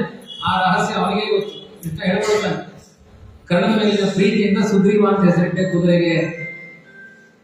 ಸುಗ್ರೀವ ಅಂತ ಶೈಬ್ಯ, ಸುಗ್ರೀವ, ಸೈನ್ಯ ಅಂತೆಲ್ಲ ಕೃಷ್ಣನ ಕುದುರೆಗಳ ಹೆಸರು. ಈ ರೀತಿಯಾಗಿ ಭಗವಂತ ಅವನಿಗೆ ಯಾವುದೇ ಭೇದ ಇಲ್ಲ. ಅವನು ನೋಡುವ ದೃಷ್ಟಿ ಒಂದೇ, ಧರ್ಮಕ್ಕೆ ಜಯವನ್ನು ಸಂಪಾದನೆ ಮಾಡಿಕೊಳ್ಬೇಕು. ನನ್ನವರು ಪರಕೀಯರು ಅನ್ನುವ ಭಾವ ಅವನಿಗಿಲ್ಲ. ಉತ್ತಮ ಕಾರ್ಯದಲ್ಲಿ ಸಮಚಿತ್ತದಿಂದ ಜಗತ್ತನ್ನು ನಡೆಸ್ತಾನೆ. ತಥಾಪ್ಯೇಕಾಂತ ಭಕ್ತೇಶು ಪಶ್ಯ ಭೂಪಾಪ ಕಂಪಿತಂ ಎನ್ಮೇ ಸಂಸ್ಥೆಜದ ಸಾಕ್ಷಾತ್ ಕೃಷ್ಣೋ ದರ್ಶನಮಾಗತಃ. ನೋಡು ದೇವರ ಮಮತೆ. ಇವತ್ತು ಒಂದು ಹೇಳಬಹುದಾಗಿತ್ತು, ಈ ಕೆಲವೊಮ್ಮೆ ಡೌಟ್ ಬರುತ್ತೆ, ಆಚಾರ್ಯ ಇದು ಅರ್ಥ ಆಗ್ತಾ ಇಲ್ಲ, ಏನೋ ಬ್ರಹ್ಮಸೂತ್ರ ತುಂಬಾ ಕಷ್ಟ ಆಗಿದೆ, ಇದು ನಮಗೆ ವ್ಯಾಖ್ಯಾನ ಮಾಡ್ಕೊಳ್ಳಿ ಗೊತ್ತಾಗ್ತಾ ಇಲ್ಲ ಅಂದ್ರೆ ನನಗೆ ಹೆಚ್ಚು ಗೊತ್ತಿಲ್ಲ, ಅದು ತುಂಬಾ ನೋಡಿದ್ದೇನೆ. ನೀವು ಒಂದು ಕೆಲಸ ಮಾಡಿ, ಈ ಮೈಸೂರಲ್ಲಿ ಒಬ್ಬರು ಆಚಾರ್ಯ ಇದ್ದಾರೆ, ಅವರ ಹತ್ರ ಹೋಗಿ ಕೇಳಿ. ವಾಸ್ತವಿಕವಾಗಿ ಏನ್ ಮಾಡ್ಬೇಕು ಹೇಳಿ? ನನಗೆ ಗೊತ್ತಿಲ್ಲ ಅಂದ್ರೆ ನಾವು ಅವ್ರ ಜೊತೆಗೆ ಹೋಗಿ ಕೇಳ್ಕೊಂಡು ಬರ್ಬೇಕು. ನೀವು ಕೇಳ್ಕೊಂಡು ಬಂದ್ಬಿಟ್ಟು ನನಗೆ ಹೇಳಿ, ನಾನು ತಿಳ್ಕೊಳ್ತೀನಿ ಅಂತ. ಅಲ್ಲಿ ಹೋಗ್ಲಿಕ್ಕೆ ಏನೋ ನಮಗೊಂದು ದರ್ತಿದೆ. ಭೀಷ್ಮಾಚಾರ್ಯ ಹೇಳ್ತಾರೆ, ನಾನು ಕೃಷ್ಣನ ವಿರುದ್ಧ ತೊಡೆ ತಟ್ಟಿದವನು, ನನ್ನ ಹಿಸ್ಟ್ರಿನೂ ಏನ್ ಚೆನ್ನಾಗಿಲ್ಲ ಅಂತ ಭೀಷ್ಮಾಚಾರ್ಯ. ಶರಪಂಜರದಲ್ಲಿ ಮಲಗಿದ್ದೇನಲ್ಲ, ಒಳ್ಳೆ ಕೆಲಸ ಮಾಡಿ ಮಲ್ಕೊಂಡಿದ್ದೀನಿ ತಿಳ್ಕೊಂಡಿದೆಯಾ ಧರ್ಮರಾಜ? ನನ್ನ ಹೆಂಡತಿ ಮಾತು ಕೇಳಿ ವಸಿಷ್ಠರ ಮನೆಯ ಹಸುವಿಗೆ ಮುಳ್ಳಿನ ಕೋಲು ಹೊಡೆದಿದ್ದೀನಿ. ಆ ಪಾಪಕ್ಕೆ ಮುಳ್ಳಿನ ಬಾಣಗಳ ಮೇಲೆ ಮಲ್ಕೊಂಡಿದ್ದೇನೆ. ಅದು ಅವನಿಗೆ ಗೊತ್ತಿದೆ ದೇವರಿಗೆ. ಹಿಂದಿನ ನನ್ನ ಹಿಸ್ಟ್ರಿ ತೆಗಿಲಿಲ್ಲ ದೇವರು. ನನಗ್ ಗೊತ್ತು ಹಿಂದಿನ ಜನ್ಮದಲ್ಲಿ ನನ್ನ ಹಿಸ್ಟ್ರಿ ಏನು ಅಂತ ನನಗೆ ಗೊತ್ತು. ಹೆಂಡತಿ ಮಾತು ಕೇಳಿ ಸರಣಿ ಕಳ್ಳತನ ಮಾಡಿ ಗೋ ಹತ್ಯೆ ಮಾಡಲಿಕ್ಕೆ ಹೊರಟ ಪಾಪಿ ನಾನು. ಆ ರಣರಂಗದಲ್ಲಿ ಯಾವ ಪ್ರತಿಜ್ಞೆಯೂ ಇಲ್ಲ. ಕೃಷ್ಣನ್ಗೆ ಚಕ್ರ ಹಿಡಿಸ್ತೀನಿ, ಏನ್ರಿ ಪುರುಷಾರ್ಥ, ಆಚಾರ್ಯರಿಗೆ ಈರುಳ್ಳಿ ಬೋಣ ತಿನ್ನಿಸ್ತೀನಿ, ನಿಮಗೇನ್ ಲಾಭ ಇದೆ? ಸುಮ್ಮನೆ ಒಂದು ಪ್ರತಿಜ್ಞೆ, ನಾನು ಕೃಷ್ಣನ್ಗೆ ಚಕ್ರ ಹಿಡಿಸ್ತೀನಿ ಅಂತ ಕೆಟ್ಟ ಕೊಳಕು ಪ್ರತಿಜ್ಞೆ ಮಾಡಿದವನು ನಾನು ನಿನ್ ಸಂಶಯ ಪರಿಹಾರ ಮಾಡಬಹುದು. ಏನ್ ಮಾಡಬಹುದಾಗಿತ್ತು ಕೃಷ್ಣ? ಧರ್ಮರಾಜ, ಆ ಭೀಷ್ಮ ಕೊಳಕ ನಾನು ಬರಲ್ಲ, ಅವನಕ್ಕ ಹೋಗು ನೀನ್ ಕೇಳ್ಕೊಂಡು ಬಾ ಅಂತ ಕಳಿಸ್ಬೋದಾಗಿತ್ತು ನಿನ್ನನ್ನ. ಜೊತೆಗೆ ಅವನು ಬಂದಿದ್ದಾನೆ. ಯಾಕೆ ಅಂದ್ರೆ ಪಾಪ ನನ್ನ ಭಕ್ತ ಭೀಷ್ಮ ಇವತ್ತು ನಾಳೆ ತನ್ನ ಪ್ರಾಣವನ್ನ ಅರ್ಪಣೆ ಮಾಡಲಿಕ್ಕಿದ್ದಾನೆ. ನನ್ನ ದರ್ಶನ ಕೊಟ್ಟು ಅವನ ಬದುಕನ್ನ ಪಾವನ ಮಾಡಿ ಹಿಂದಿನ ಅಪರಾಧಗಳನ್ನೆಲ್ಲ ತೊಳೆದು ಮೋಕ್ಷ ಕೊಡಬೇಕು ಅಂತ ಕರುಣಾ ಸಂಪನ್ನನಾಗಿ ಬಂದಿದ್ದಾನೆ ದೇವರು. ದೇವರ ಕಾರಣ ಎಂಥ ಮಾತು ಹೇಳ್ತಾರೆ. ತಥಾಪ್ಯೇಕಾಂತ ಭಕ್ತೇಶು ಪಶ್ಯ ಭೂಪಾಲ ಕಂಪಿತ. ಏಕಾಂತ ಭಕ್ತರಲ್ಲಿ ದೇವರಿಗೆ ಎಂಥ ಪ್ರೀತಿ ಇದೆ ನೋಡು. ಆ ಕೃಷ್ಣನನ್ನ ನೋಡು. ನನ್ನ ಕರ್ಕೊಂಡು ಬಂದಿದ್ದಾನೆ, ನಿನ್ನನ್ನು ಕರ್ಕೊಂಡು ಜೊತೆಗೆ ಬಂದಿದ್ದಾನೆ. ಪರಶುರಾಮ ರೂಪದಿಂದ ಉಪದೇಶ ಮಾಡಿದವನೇ ಅವನು, ಸರ್ವಜ್ಞ ಅವನು. ಅವನು ನನ್ನಿಂದ ಯಾವ ಉಪದೇಶ ಕೇಳಬೇಕಾಗಿಲ್ಲ. ಎನ್ನೇ ಅಸಂಸ್ಥೆಜದ ಸಾಕ್ಷಾತ್ ಕೃಷ್ಣ ದರ್ಶನ ಆಗತಃ. ಪ್ರಾಣ ಬಿಟ್ಟು ಸಾಯ್ತಾ ಇದ್ದಾನೆ, ಅಂತ್ಯಕಾಲದಲ್ಲಿ ದೇವರ ದರ್ಶನ ಮಾಡಿ ಅಂತ ಕೃಷ್ಣ ಬಂದು ಎದುರಿಗೆ ನಿಂತಿದ್ದಾನೆ. ಭಕ್ತ್ಯಾವೇಶ ಮನೋಯಸ್ಮಿನ್ ವಾಚಾಯ ನಾಮಕೀರ್ತಯನ್ ತ್ಯಜನ್ ಕಳೇವರಂ ಯೋಗಿ ಮುಚ್ಚತೆ ಕಾಮಕರ್ಮಭಿ. ಮನಸ್ಸಿನಿಂದ ನೂರಾರು ಕಶ್ಮಲಗಳನ್ನು ತುಂಬಿಕೊಂಡ ವ್ಯಕ್ತಿ ಅಂತ್ಯಕಾಲದಲ್ಲಿ ಮನಸ್ಸನ್ನು ಒದ್ದೆ ಮಾಡಿಕೊಂಡು ಕೃಷ್ಣ ಅಂತ ಕರೆದ್ರೆ ಅವನ ಹೃದಯದ ಕಶ್ಮಲ ಎಲ್ಲ ತೊಳೆದು ಹೋಗುತ್ತೆ. ನನ್ನ ಹೃದಯದಲ್ಲಿ ಮಡುಗಟ್ಟಿದ ಪಾಪಗಳಿದೆ, ಅದನ್ನು ತೊಳಿಲಿಕ್ಕೆ ಬಂದಿದ್ದಾನೆ ದೇವರು. ಅವನ ದರ್ಶನ ಕೊಡ್ಲಿಕ್ಕೆ ಬಂದಿದ್ದಾನೆ. ಸದೇವ ದೇವೋ ಭಗವಾನ್ ಪ್ರತೀಕ್ಷತಾಂ ಕಳೇವರಂ ಯಾವದಿದಂ ಹಿನೋಮ್ಯಹಂ ಪ್ರಸನ್ನ ಹಾಸಾರ್ಯ ಲೋಚನೋಲ್ಲಸತ್ ಮುಖಾಂಬುಜೋಧ್ಯಾನಪದಶ್ಚತುರ್ಭುಜಃ. ಭಗವಂತ ಷಡ್ಗುಣೇಶ್ವರಿಯ ಸಂಪನ್ನನಾದ ಭಗವಂತ ನನ್ನ ದೇಹವನ್ನು ನೋಡ್ತಾ ಇರಲಿ. ದೇಹಕೃತವಾದ ಪಾಪಗಳೆಲ್ಲ ಪರಿಹಾರ ಆಗುತ್ತೆ. ಅವನ ದೃಷ್ಟಿಪಾತ ಆಯ್ತು ಅಂದ್ರೆ, ದೇವರು ನನ್ನನ್ನು ನೋಡಿದ್ರೆ, ಅವನ ಮಂದಹಾಸದಿಂದ ನನ್ನ ಮುಖಾವಲೋಕನವನ್ನು ಮಾಡಿದ್ರೆ, ಅವನ ಅರಳಿದ ಕಮಲದಂತಹ ಮುಖ ನನ್ನ ಎಲ್ಲ ಬದುಕಿನ ಪಾಪಗಳನ್ನ ಪರಿಹಾರ ಮಾಡಿಬಿಡುತ್ತೆ. ಹಾಗಾಗಿ ನನ್ನ ಒಂದೇ ಪ್ರಾರ್ಥನೆ, ಇವತ್ತು ಗುರು ಶಿಷ್ಯರು ಅಂತ ಅಮ್ಮ ಸಂಗೀತ ಶಾಲೆಗೆ ಮಗುವನ್ನು ಕರ್ಕೊಂಡು ಹೋಗಿ ಕೂರಿಸಿದ ಮೇಲೆ ಆಮೇಲೆ ಆಟೋ ಡ್ರೈವರ್ ಹೇಳ್ಬಿಡ್ತಾಳೆ, ಈ ಶಾಲೆಗೆ ಕರ್ಕೊಂಡು ಹೋಗ್ಬೇಕು, ಕರ್ಕೊಂಡು ಬರ್ಬೇಕು, ಇನ್ ನಾನ್ ಬರಲ್ಲ ಅಂತ ಅಲ್ಲಿ ಲಿಂಕ್ ಮಾಡಿ ಬಿಟ್ಬಿಡ್ತಾರೆ. ಭೀಷ್ಮಾಚಾರ್ಯ ಹೇಳ್ತಾರೆ, ಇವನು ಲಿಂಕ್ ಮಾಡಿ ಹೋಗ್ಲಿಕ್ಕೆ ಬಂದವನಲ್ಲ, ನನ್ನ ಪ್ರಾಣ ಹೋಗುವ ತನಕ ದರ್ಶನ ಕೊಡ್ಲಿಕ್ಕೆ ಬಂದ ಬುದ್ಧಿ ತೋರಿಸ ಅಂತ. ಎಂತ ಮಾತನಾಡ್ತಾನೆ, ನನ್ನನ್ನು ನೋಡ್ತಾ ಇರಲಿ ಆ ದೇವರು, ನಾನು ಮಾಡಿದ ಪಾಪ ಇಲ್ಲ ಪರಿಹಾರ ಆಗುತ್ತೆ. ಹೀಗೆ ಎಲ್ಲ ಉಪದೇಶ ಮಾಡ್ತಾನೆ. ಉಪದೇಶ ಆದ್ಮೇಲೆ ಕೊನೆಗೆ ಏನ್ ಮಾಡ್ತಾನೆ ಭೀಷ್ಮ ಅನ್ನೋದನ್ನ ಇಲ್ಲಿ ಹೇಳಿದ್ದಾರೆ. ಮಧ್ಯದಲ್ಲಿ ಅವನು ಏನ್ ಹೇಳ್ತಾನೆ ಅಂತ ನಾನು ಕೂತ್ರೆ ಮತ್ತೆ 3 ದಿನ ಪ್ರವಚನ ಆಗಲ್ಲ. 40,000 ಶ್ಲೋಕ ಇದೆ. ನಮ್ದು ನಿಮ್ದು ಪೂರ್ಣ ಜೀವನ ಬೇಕು, ಅಷ್ಟಿದೆ ಅದು ಕಥೆಗಳು, ಅಷ್ಟು ಅದ್ಭುತವಾದ ಚರಿತ್ರೆ. ಅದೆಲ್ಲ ಆದ್ಮೇಲೆ ನಮ್ಗೆ ಅಷ್ಟೇ. ಆಮೇಲೆ ಏನಾಯ್ತು, ಉಪದೇಶ ಎಲ್ಲ ಅದು ಮಹಾಭಾರತಕ್ಕೆ ಹೋಗ್ಬೇಕು. ಉಪದೇಶ ಎಲ್ಲ ಮುಗಿದ ಮೇಲೆ ಏನಾಯ್ತು ಅಂದ್ರೆ ಕೃಷ್ಣ ಅಲ್ಲೇ ಕೂತಿದ್ದ. ಎಷ್ಟು ದಿನ, ಎಷ್ಟು ಪುರುಸತ್ತು ನೋಡಿ ದೇವರಿಗೆ. ಗೊತ್ತಿದ್ದವ್ರು ಯಾರಾದ್ರೂ ಕೂತ್ಕೊಳ್ತಾರ? ಯಾರಾದ್ರೂ ಆಚಾರ ಪ್ರವಚನಕ್ಕೆ ಕೂತ್ಕೊಳ್ತಾರೆ. ಈ ಆಚಾರ ಆ ಆಚಾರ ಪ್ರವಚನಕ್ಕೆ ಹೋಗಲ್ಲ, ಆ ಆಚಾರ ಈ ಆಚಾರ ಪ್ರವಚನಕ್ಕೆ ಹೋಗಲ್ಲ. ಪಂಡಿತಂ ದೃಷ್ಟ ಮುಂದಿನ ಹೇಳುವ ಗುರುಗುರ ಐತೆ ಆಗಲ್ಲ. ಏನ್ ಆಗಿಲ್ಲ, ಅವ್ರಿಗೂ ಪುರುಸತ್ತಿಲ್ಲ, ನಮಗೂ ಪುರುಸತ್ತಿಲ್ಲ. ಹಾಗೆ ಬೇರೆ ವಿಷಯ ಯಾರು ಕೇಳಲ್ಲ. ಇಲ್ಲಿ ಮಾಡ್ತಾ ಇರೋ ಪ್ರವಚನ ಸಣ್ಣ ಆಚಾರ. ಸ್ವಾಮಿಗಳನ್ನು ಗುರುಗಳು ಈ ಚಾತುರ್ಮಾಸ ಕಾಲದಲ್ಲಿ ಕೊನೆಗೆ 1 ದಿನ ನನ್ನ ಪ್ರವಚನ ಸ್ವಾಮಿಗಳು ಕರೀತಾರೆ. ಎಲ್ಲಿದೆ ಇದರಲ್ಲೇ ಬರ್ತಾ ಇದೆ. ಇದು ನಿಯಮ ಮಾಡಿದ್ದಾರೆ ರವೀಂದ್ರ ಅವರು, ಹಾಗೆ ಇಟ್ಟು ಹೋಗ್ತಿದ್ದಾರೆ.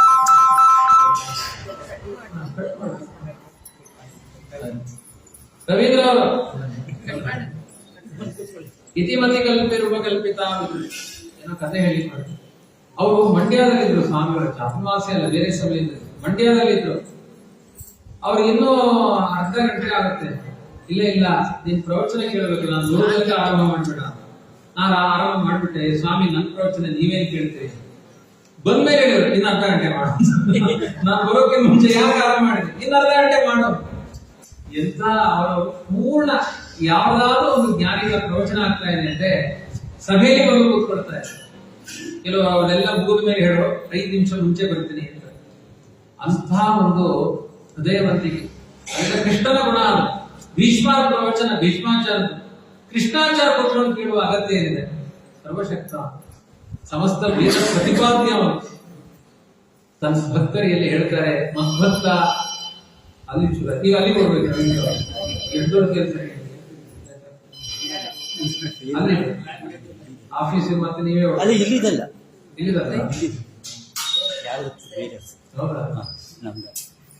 ಬಹಳ ಕಷ್ಟ ವಾಹಿನಿ ಏನೋ ಹೇಳ್ತಾ ಇದ್ದಾರೆ.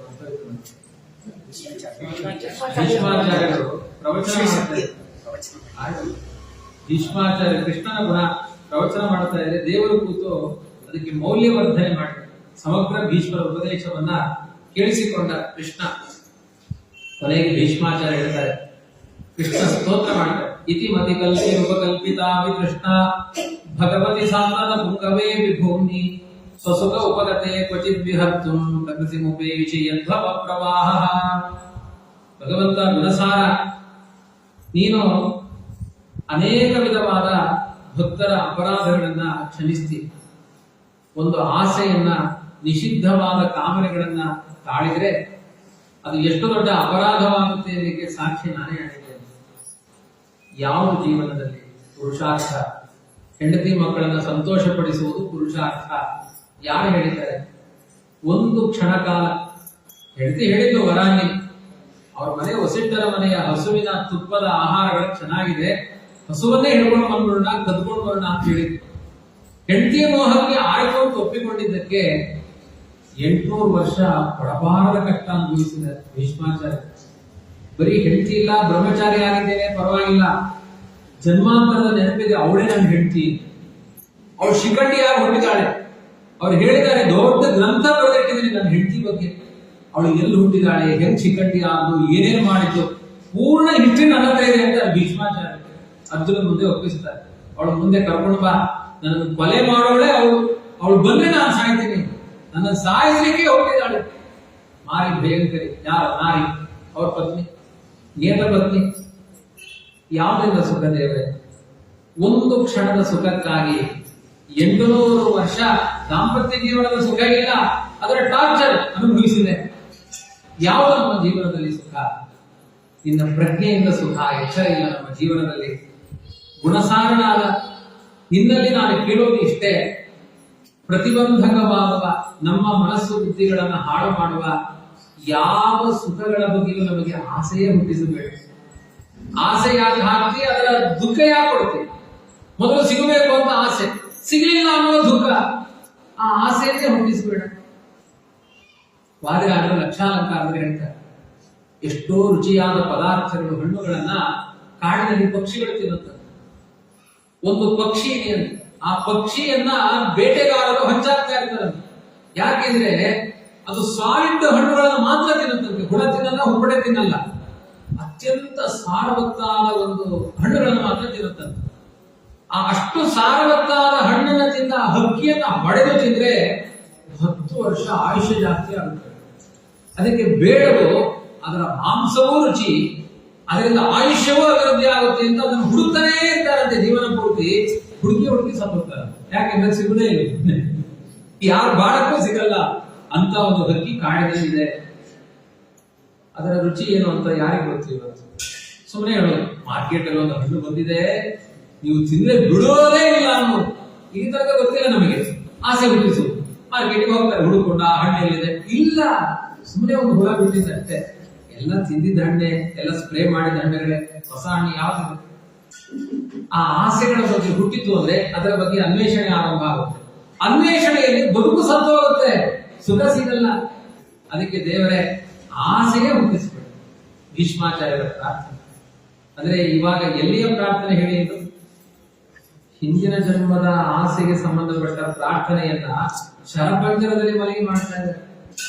ಎಲ್ಲಿಯ ತಪ್ಪನ್ನು ತಿಳ್ಕೊಂಡು ಬರ್ತಾ ಇದ್ದಾರೆ ನೋಡಿ. ಪಶ್ಚಾತ್ತಾಪ ಹೇಗಾಗುತ್ತೆ ಜ್ಞಾನಿಗಳಿಗೆ? ನಮಗೆ ಅಂತ ಅಪರಾಧ ಮಾಡಿದ್ವ ನಾವೇ ಕೇಳ್ತೀವಿ, ನಮ್ಗೆ ಯಾವ್ದು ನೆನಪಿರಲ್ಲ. ಅವ್ರು ಬೈದಿದ್ರಲ್ಲಿ ನಿಮ್ಮನ್ನ ಇವತ್ತೇ ನೋಡ್ತಾ ಇದ್ದೀನಿ, ನಾನೇ ಬಿಟ್ಟಿದ್ದೀನಿ, ಬಯಸ್ಕೊಂಡವರಿಗೆ ಗೊತ್ತು. ಭೀಷ್ಮಾಚಾರ್ಯ ತಾವು ಮಾಡಿದ ಎಲ್ಲ ಅಪರಾಧಗಳು ಎಲ್ಲ ಪಟ್ಟಿ ಮಾಡ್ಕೊಂಡು ಬರ್ತಾರೆ. ಆದ್ರೆ ದೇವರಿಗೆ ಹೇಗೆ ಅಂದ್ರೆ ಎಲ್ಲ ಗೊತ್ತು, ಅವ್ರು ಏನೇನು ಅಪರಾಧ, ಅವರೇ ಅಂತರ್ನಿಯಾಮಕ, ಸರ್ವಸಾಕ್ಷಿ. ತ್ರಿಭುವನ ಕಮಲಂ ತಮಾಲವರ್ಣಂ ರವಿಕರ ಗೌರವಾಂಬರಂ ದಧಾನೆ ಗೋಪುರಳಗ ಕುಲಾವೃತಾನನಾಬ್ಜಂ ವಿಜಯ ಸಖೇರತಿರಸ್ತು ಮೇ ಅನವದ್ಯ. ಹೊಂಗೆ ಹೂವಿನ ಬಣ್ಣ ನಿನ್ನ ದೇಹದ ಕಾಂತಿ, ಅತ್ಯಂತ ಸುಂದರ, ಉದಿಸುವ ಸೂರ್ಯನಂತೆ ಕಾಂತಿ, ಪೀತಾಂಬರವನ್ನು ಧರಿಸಿದೆ. ಇಂತಹ ಅರ್ಜುನ ಸಖನಾದ ಕೃಷ್ಣ, ನನಗೆ ನಿನ್ನಲ್ಲಿ ನಿರ್ದುಷ್ಟವಾದ ನಿನ್ನ ದೇಹ ಎಷ್ಟು ನಿರ್ಮಲವೋ, ನಿನ್ನ ಮುಖದಲ್ಲಿ ಹೊರಹೊಮ್ಮುವ ಮಂದಹಾಸ ಎಷ್ಟು ನಿರ್ಮಲವೋ, ನಿನ್ನ ವ್ಯಕ್ತಿತ್ವ ಅಷ್ಟೇ ನಿರ್ಮಲ. ಕೆಲವರು ಮುಖ ತುಂಬಾ ಚಂದ, ಹೃದಯ ಅಷ್ಟೇ ಕೊಳಕು. ಅದಕ್ಕೆ ಹೇಳ್ತಾರೆ ವಿಷಕುಂಭಂ ಅಯ್ಯೋ, ಏನ್ರಿ ಅವ್ರ ಮುಖದಲ್ಲಿ ತೇಜಸ್ಸು, ಹೌದೌದು, ಹೃದಯ ಅಷ್ಟೇ ಕೊಳಕು. ಆ ವ್ಯತ್ಯಾಸವೇ ಇಲ್ಲ ದೇವರೇ. ನಿನ್ನ ಮುಖ ಎಷ್ಟು ನಿರ್ಮಲವೋ ನಿನ್ನ ಹೃದಯವೂ ಅಷ್ಟೇ ನಿರ್ಮಲ. ಯುಧಿ ತುರಗ ಪ್ರಜೋಗಿ ಧೂಮ್ರ ವಿದ್ಯತ್ ಕಚಗುಡಿತ ಶ್ರಮ ಭಾಗ್ಯಲಂಕೃತಾಸ್ಯೆ ಮಮ ನಿಶಿತ ಚಲೇ ವಿವಿಧ್ಯಮಾನಃ ತ್ವಜಿಬಿಲ ಸತ್ಕವಚೇಸ್ತು ಕೃಷ್ಣ ಆತ್ಮ. ರಣರಂಗದಲ್ಲಿ ನಿನ್ನ ಯುದ್ಧದ ಮುಖವನ್ನು ನಾನು ನೆನಪು ಮಾಡಿಕೊಳ್ಳಿ. ಕ್ಷತ್ರಿಯರು ಪ್ರಾರ್ಥನೆ ಮಾಡಬೇಕಾದ ಕ್ರಮ ಇದೆ. ಕ್ಷತ್ರಿಯರಿಗೆ ಇಂಥದ್ದೇ ಕ್ರಮದ ಪ್ರಾರ್ಥನೆಗಳು ಅಂತ ಇದೆ. ಯುದ್ಧ ಭೂಮಿಯಲ್ಲಿ ದೇವರು ಸಂಚಾರ ಮಾಡ್ತಾ ಇದ್ದ, ಅವನ ಮುಖ ಹೇಗಿತ್ತು ಅಂದ್ರೆ 100 ರಥಗಳು ಓಡಾಡಿದ ಧೂಳೆಲ್ಲ ಅವನ ಮುಂಗುರುಳ ಮೇಲೆ ಧೂಳಾಗಿ ಕೂತಿದ್ದಾನೆ. ಅದನ್ನು ಛಾಡಿಸಿಕೊಂಡ್ರಿ. ಯುದ್ಧ ಭೂಮಿಯ ಧೂಳು ಪವಿತ್ರ ಅಂತ ಧರ್ಮಶಾಸ್ತ್ರದಲ್ಲಿದೆ. ನಾವು ದೇವಸ್ಥಾನದಲ್ಲಿ ನಮಸ್ಕಾರ ಮಾಡಿದ ತಕ್ಷಣ ಹಿಂಗಂತೆ, ಕೈ ಕೊಡಬಾರದಂತೆ. ದೇವಸ್ಥಾನದ ನಮಸ್ಕಾರ ಮಾಡಿದ ಮೇಲೆ ಆ ಧೂಳು ಹಾಗೆ ಇರಬೇಕು. ಅದು ಎಲ್ಲಿಯ ತನಕ ಆ ಧೂಳು ಇರುತ್ತೆ ಅಷ್ಟು ವರ್ಷಗಳ ಕಾಲ ಸ್ವರ್ಗದಲ್ಲಿ ಸುಖ ಸಿಗುತ್ತೆ. ನೀವು ಧೂಳು ಹುಡ್ಕೊಂಡು ಹೋಗಿ ಅಲ್ಲಿ ಬಿಡಬೇಡಿ. ಬಿದ್ದಲ್ಲಿ ಧೂಳಿದ್ರೆ ಅಡ್ಡಾಡಿಸ್ಕೋಬೇಡಿ. ಇನ್ನು ಆಚಾರ ಹೇಳಿದ್ದಾರೆ ಅಂತ ಒಂದಷ್ಟು ಧೂಳು ತಗೊಂಡು ಹೋಗ್ಬಿಡೋಣ, 1 kg ಎಲ್ಲ ಹಿಂಗೆ ಚೆಲ್ಬಿಡೋಣ ದೇವಸ್ಥಾನದಲ್ಲಿ, ಹೀಗೆಲ್ಲ ಮಾಡಬಾರ್ದು. ಆಮೇಲೆ ಹೊರಗಾಡ್ಬಿಡು, ಅಷ್ಟು ಸ್ವರ್ಗ ಸುಖ ಇದೆ. ಧೂಳು ಇದ್ದೇ ಇರುತ್ತೆ, ಅದನ್ನು ಜಾಡಿಸ್ಕೊಳ್ಬಾರ್ದು. ಹಾಗೆ ಯುದ್ಧ ಭೂಮಿಯಲ್ಲಿ ನಿನ್ನ ಮುಂಗುಳ ಮೇಲೆ ಆ ಏನು ಧೂಳುಗಳು ಕೂತಿದೆ ಅದು ನನ್ನ ಕಣ್ಣು ಮುಂದೆ ಆ ಚಿತ್ರ ಬರ್ತಾ ಇದೆ ಅಂತ ಭೀಷ್ಮಾಚಾರ್ಯ ಎಷ್ಟು ಫೋಟೋ ವಿಡಿಯೋ ಮಾಡ್ಕೊಂಡಿದ್ದಾರೆ ಗೊತ್ತಾ? ಎಲ್ಲ ಹೃದಯದಲ್ಲಿದೆ, ಮೊಬೈಲ್ ಅಲ್ಲ. ನಮ್ದೆಲ್ಲ ಮೊಬೈಲ್ ಅಲ್ಲಿ ಇರುತ್ತೆ, ತಲೆಗೆ ಯಾವ ಬರಲ್ಲ. ಅವ್ರದೆಲ್ಲ ಹೃದಯದಲ್ಲಿ ಆ ಚಿತ್ರಗಳನ್ನು ಮಾಡಿಕೊಂಡಿದ್ದಾರೆ. ಅವ್ರು ಹೇಳ್ತಾರೆ, ನಿನ್ನ ಹಣೆಯ ಮೇಲ್ಭಾಗದಲ್ಲಿ ಬೆವರು ಹನಿಗಳು ಬರ್ತಾ ಇದೆ, ಆ ಕುಂಗುರುಗಳು, ಆ ಮುಂಗುರುಳು, ಆ ಹುಡಿಗೂದಲುಗಳು ಅಲ್ಲಾಡ್ತಾ ಇದೆ, ಅದರ ಮೇಲೆ ಧೂಳು ಕೂತಿದೆ. ಅದರ ಜೊತೆಗೆ ನನ್ನ ಬಾಣಗಳನ್ನು ನಿನ್ನ ದೇಹಕ್ಕೆ ಗುರಿಯಾಗಿಟ್ಟಿದೆ. ಯಾಕೆಂದ್ರೆ ದುರ್ಯೋಧನದ ಪ್ರತಿಜ್ಞೆ, ಆ ಸಾರಥಿ ಒಬ್ಬರನ್ನು ಕೊಲ್ಲು, ಸ್ವಾಮಿ ಯಾರನ್ನು ಕೊಲ್ಲಬೇಡ. ಪ್ರತಿದಿನ 10,000 ಯೋಧರನ್ನು ಕೊಲ್ಲುವ ಬಾಣಗಳನ್ನೆಲ್ಲ ನಿನ್ನ ಮೈ ಮೇಲೆ ಚೆಲ್ಲಿದ್ದೇನೆ. ಆ ಕವಚಕ್ಕೆ ತಾಗಿದ ಅಹಂಕಾರದ ಬಾಣಗಳ ಧೂಳು ನಿನ್ನ ತಲೆ ಮೇಲೆ ಕೂತಿದೆ. ಆದ್ರೂ ನಿನಗೇನೂ ಆಗಿಲ್ಲ ಕೃಷ್ಣ. ನಿನ್ನ ಕವಚ ಹರಿಲಿಲ್ಲ, ನಿನ್ನ ದೇಹದಿಂದ ನೆತ್ತರ ಬರಲಿಲ್ಲ. ಆದರೂ ಒಂದು ದಿನ ಭೀಷ್ಮನ ಈ ಶಕ್ತಿ ವ್ಯರ್ಥ ಆಯಿತು ಅಂತ ತೋರಬಾರದು ಅಂತ ನೀನೇ 1,320 rupees on Paytm. ಈಗ ವಿಜೇಂದ್ರನವರು ರವೀಂದ್ರ ಅವರಿಗೂ ಮಧ್ಯದಲ್ಲಿ ಇದೊಂದು ಅಧ್ಯಾಯ. ಇದು ಮತ್ತೆ ಮತ್ತೆ ಬೈತಾ ಇದೆ ನನಗೆ. ಹೌದಾ? ಅಲ್ಲಿಂದ ಮಾಡಿದ್ರ? ಒಳ್ಳೇದಾಯ್ತು, ಅದಿದ್ರೆ ಒಪ್ಕೋತಾರ. ವಿರಸತ್ ಕವಚ ಎಷ್ಟು ಕೃಷ್ಣ ಆತ್ಮ. ಅವ್ರು ಹೇಳ್ತಾರೆ, ಕೃಷ್ಣ ಒಂದು ದಿನವೂ ಭೀಷ್ಮಾಚಾರ್ಯ ಒಂದಿನ ದುಃಖ ಪಟ್ಟನಂತ. ಒಂದು ದಿನವೂ ಅವನ ಕವಚವನ್ನೇ ಹರಿಲಿಕ್ಕಾಗಲಿಲ್ಲ. ನಾನೆಂಥ ಯೋಧ, ಮಹಾಯೋಧ, ಕವಚ ಹರಿಲಿಕ್ಕಾಗಲಿಲ್ಲ. ಆ ನನ್ನ ದುಃಖ ನಿನಗೆ ಕೇಳಿಸಿತು ಕೃಷ್ಣ. ಮುಂದಿನ ಮನೆಯಲ್ಲಿ ದೇವರೇ ಕವಚ ಹಾಕೊಂಡು ಬಂದಂತೆ. ಭೀಷ್ಮನಿಗೆ ದುಃಖ ಆಗಬಾರದು. ಅವ್ರು ಬಾಣ ಹೊಡಿತಾ ಇದ್ರೆ ಹರಿದ ಕವಚದಿಂದ ತೋರಿಸಿಕೊಂಡ ದೇವರು. ನಾನು ಹರಿದಿದ್ದಲ್ಲ, ನೀನೇ ಹಾಕೊಂಡು ಬಂದಿದ್ದೆ. ಮಗುವಿಗೆ ಹೊಡಿಬೇಕು ಅಮ್ಮನಿಗೆ ಅಂತ ಸಿಕ್ಕಾಪಟ್ಟೆ ಆಸೆ ಇರುತ್ತೆ, ಹುಟ್ಟಿದ ಮಗುವಿಗೆ. ದೊಡ್ಡವ್ರಿಗೂ ಆಸೆ ಇರುತ್ತೆ, ಅದನ್ನ ಹೇಳ್ತಿಲ್ಲ ನಾನು. ಸಣ್ಣ ಮಗುವಿಗೆ ಅಮ್ಮನ ಕೆನ್ನೆ ಹೊಡಿಬೇಕು ಅಂತ. ಅಮ್ಮ ನೋಡಿದ್ರೆ ಒಂಟೆ, ಕೆನ್ನೆ ಸಿಗುವುದೇ ಇಲ್ಲ. ಮಗು ಅಳ್ತಾ ಇದೆ, ಅಮ್ಮನ ಕಪ್ಪಾಳ ಸಿಗ್ತಾ ಇಲ್ಲ. ಬಗ್ಗು ಮನೆಗೆ ಅಮ್ಮ ಏನ್ ಮಾಡ್ತಾಳೆ, ಆ ಮಗುವಿನ ಕೈ ಹಿಡ್ಕೊಂಡು ತಾನೇ ಹೊಡೆಸ್ಕೊಳ್ತಾಳೆ ಅಂತ ಹೇಳಿ. ಆ ತರ ಮಾಡಿದೆ ಅಂತ ಭೀಷ್ಮಾಚಾರ್ಯ. ನನ್ ಹೊಡಿಬೇಕು ಅಂತ ಆಸೆ, ನಿನ್ನನ್ನು ಹೊಡೆಯುವ ತಾಕತ್ ನನಗಿಲ್ಲ. ಕವಚ ಹಿಡಿದುಕೊಂಡು ರಕ್ತ ಬರುವ ಹಾಗೆ ತಾಯಿ ಆಗೋದು ಮಗುವಿನ ಮುಂದೆ ಆಕ್ಟಿಂಗ್ ಮಾಡುವ ಹಾಗೆ ಮಾಡಿದೆಯಲ್ಲ ದೇವರೇ. ನನ್ನ ಪ್ರೀತಿ, ನನ್ನ ಮೇಲಿರುವ ಪ್ರೀತಿ ಯಾವಾಗಲೂ ನನ್ನ ಮನಸ್ಸಲ್ಲಿ ನಿಂತುಕೊಂಡಿದೆ. ಸಪದಿ ಸಖಿವಚೋ ನಿಶಮ್ಯ ಮಧ್ಯೆ ನಿಜ ಬಲಯೋ ರಥಂ ಪ್ರವೇಶ ಸ್ಥಿತವತಿ ಪರಸೈನಿಕಾಯು ರಕ್ಷಣಾ ಹೃತವತಿ ಪಾರ್ಥಸಖೆ ಪ್ರತಿರ್ಮಮಾಸ್ತು. ಅರ್ಜುನ ಹೇಳಿದ ಮೊದಲನೇ ದಿನದ ಕಥೆಯನ್ನು ಹೇಳ್ತಾ ಇದ್ದಾರೆ ಭೀಷ್ಮಾಚಾರ್ಯ. ಆ 2 ರಣರಂಗದ ಮಧ್ಯದಲ್ಲಿ ರಥಂ ಸ್ಥಾಪಯ ಮೆಚ್ಚುತ, ನನ್ನ ರಥವನ್ನು ನಿಲ್ಲಿಸು ಕೃಷ್ಣ ಅಂತ ಅರ್ಜುನ ಹೇಳಿದ. ನೀನು ಕಾಯ್ತಾ ಇದ್ದೆ, ಪ್ರಚೋದನೆ ಮಾಡಿದವನೇ ನೀನು. ಸರಿಯಾಗಿ ಎಲ್ಲಿ ತಂದು ನಿಲ್ಲಿಸಿದ ಅಂದ್ರೆ ಭೀಷ್ಮಾಚಾರ್ಯರು ದ್ರೋಣಾಚಾರ್ಯರು ಎಲ್ಲಿ ಒಂದು ಮಾತವಿದ್ದಾರೆ ಅಲ್ಲೇ ಒಂದು ಬ್ರೇಕ್ ಆಗಿ ನಿಲ್ಲಿಸಿದ ರಥವನ್ನು. ಅರ್ಜುನಿಗೆ ಫೀಲಿಂಗ್ ಆಗ್ಬೇಕು, ಅಯ್ಯೋ ಭೀಷ್ಮಾಚಾರ್ಯ ಕೊಲ್ಬೇಕಾ, ಬಾಣ ಹೇಳಿದ ದ್ರೋಣಾಚಾರ್ಯಗೆ ಬಾಣ ಹೊಡಿಬೇಕಾ, ಅದೆಲ್ಲ ಫೀಲಿಂಗ್ ಬರ್ಬೇಕು ಅವ್ನಿಗೆ. ಆ ಫೀಲಿಂಗ್ ಬರ್ಬೇಕು. ನೀನ್ ಯಾಕೆ ರಥ ನಿಲ್ಲಿಸಿದಿ ನನಗೆ ಗೊತ್ತು. ಮೊದಲನೇ ದಿನವೇ ಆ 2 ಸಮಾನ ಜಾಗದಲ್ಲಿ, ಪ್ರಧಾನವಾದ ಜಾಗದಲ್ಲಿ ರಥ ನಿಲ್ಲಿಸಿ 2 ಸೈನ್ಯಗಳಲ್ಲಿರುವ ಎಲ್ಲಾ ಜೀವನ ಆಯುಷ್ಯವನ್ನ ಕಣ್ಣಿನಿಂದ ಅಪಹಾರ ಮಾಡಿದ ಕೃಷ್ಣ ನನಗೆ ಗೊತ್ತಾಯ್ತು. ನಾವೆಲ್ಲ ಬೆದರು ಬೊಂಬೆಗಳಾಗಿ ನಿಂತಿದ್ದೇವೆ. ನಿನ್ನ ಸಂಕಲ್ಪ, ನಿನ್ನ ಶಕ್ತಿಗೆ ವಿರುದ್ಧವಾಗಿ ನಾವು ಯಾರು 18 ದಿನಗಳ ಕಾಲ ಯುದ್ಧ ಮಾಡಿಲ್ಲ. 11ನೇ ದಿನ ಭೀಷ್ಮನ ಪತನ ಆಗಲಿ, 13ನೇ ದಿನ ದ್ರೋಣಾಚಾರ್ಯರ ಪತನ ಆಗಲಿ, ಕರ್ಣನ ಪತನ 15ನೇ ದಿನ ಆಗಲಿ, ಶಲ್ಯನ ಪತನ 16ನೇ ದಿನ ಆಗಲಿ, ಎಲ್ಲ ನಿನ್ನ ಸಂಕಲ್ಪ ಏನಿತ್ತು. ಯಾಕೆಂದ್ರೆ ಬರೆದಿಟ್ಟು ಅವನೇ ಬರೆದಿದ್ದಾರೆ ಮಹಾಭಾರತ. ಕೃಷ್ಣನೇ, ವಾಸಿಷ್ಠ ಕೃಷ್ಣ, ಯಾದವ ಕೃಷ್ಣ, ನಿಮ್ಮಿಬ್ಬರ ಆಟ ಇದು. ನಾವೆಲ್ಲ ಬೊಂಬೆಗಳು. ಆ ಬೊಂಬೆ ಆಟದಲ್ಲಿ ಬೊಂಬೆ, ನಾನು ಈ ರುಕ್ಮಿಣಿಗೆ ಮಾಲೆ ಹಾಕ್ಬೇಕು ಅಂತ ಅದು ಗೊತ್ತಿರುತ್ತಾ? ಅವನು ಯಾವಾಗ ಕೈ ಎತ್ತುತ್ತಾನೆ ಮಾಲೆ ಎತ್ತುತ್ತೆ, ಅದ ಮೇಲೆ ಹಾಕೊಂಡಾಗ ಹಾಕುತ್ತೆ. ಆರತಿ ಮಾಡಿದ್ರೆ ಆರತಿ ಮಾಡುತ್ತೆ, ಕಪಾಳ ಕೊಡಿದ್ರೆ ಕಪಾಳ ಕೊಡುತ್ತೆ. ಅದೆಲ್ಲ ಬೊಂಬೆಗಳಷ್ಟೇ. ನಾವು ಹಾಗೆ ನಿಂತಿದ್ದೆವು. ವ್ಯವಸಿತ ಕೃತನಾ ಮುಖಂ ನಿರೀಕ್ಷ್ಯ ಸ್ವಜನ ವಧಾನ್ ವಿಮುಖಸ್ಯ ದೋಷ ಬುದ್ಧಿಯ ಕುಮತಿ ಮಹರದಾತ್ಮ ವಿದ್ಯೆಯಾಯ ಚರಣಗತಿ ಪರಮಸ್ಯ ತಸ್ಯ ಮೇಸ್ತು. ಅರ್ಜುನ, ನೀನು ಪ್ರಾಣ ಅಪಹಾರ ಮಾಡಿದೆ ಎನ್ನುವ ಎಚ್ಚರ ಇಲ್ಲದೆ 18 ಅಕ್ಷೋಹಿಣಿ ಸೇನೆಯ ವಾರಸುದಾರ ನಾನೇ ಇವರನ್ನೆಲ್ಲ ಕೊಲ್ಲಬೇಕು, ನಾನು ಯುದ್ಧ ಮಾಡಲ್ಲ ಓಡಿ ಹೋಗ್ತೀನಿ ಅಂದ್ರೆ ಅವ್ರನ್ನ ಉಪದೇಶ ಮಾಡಿದ್ರೆ ಇಲ್ಲಪ್ಪ ನೀನೇ ಯುದ್ಧ ಮಾಡ್ಬೇಕು ಅಂತ ಮೊದಲನೇ ದಿನವೇ ನೀನು ಹೇಳಬಹುದಾಗಿತ್ತು. 11ನೇ ದಿನ ಹೇಳಿದ ಕೃಷ್ಣ ಏಕಾದಶ ಅಧ್ಯಾಯದಲ್ಲಿ 11ನೇ ದಿನ ಅಲ್ಲ, ಮೊದಲನೇ ದಿನವೇ ವಿಶ್ವರೂಪ 11ನೇ ಅಧ್ಯಾಯದಲ್ಲಿ ವಿಶ್ವರೂಪ ದರ್ಶನ ಮಾಡಿಸಿದ.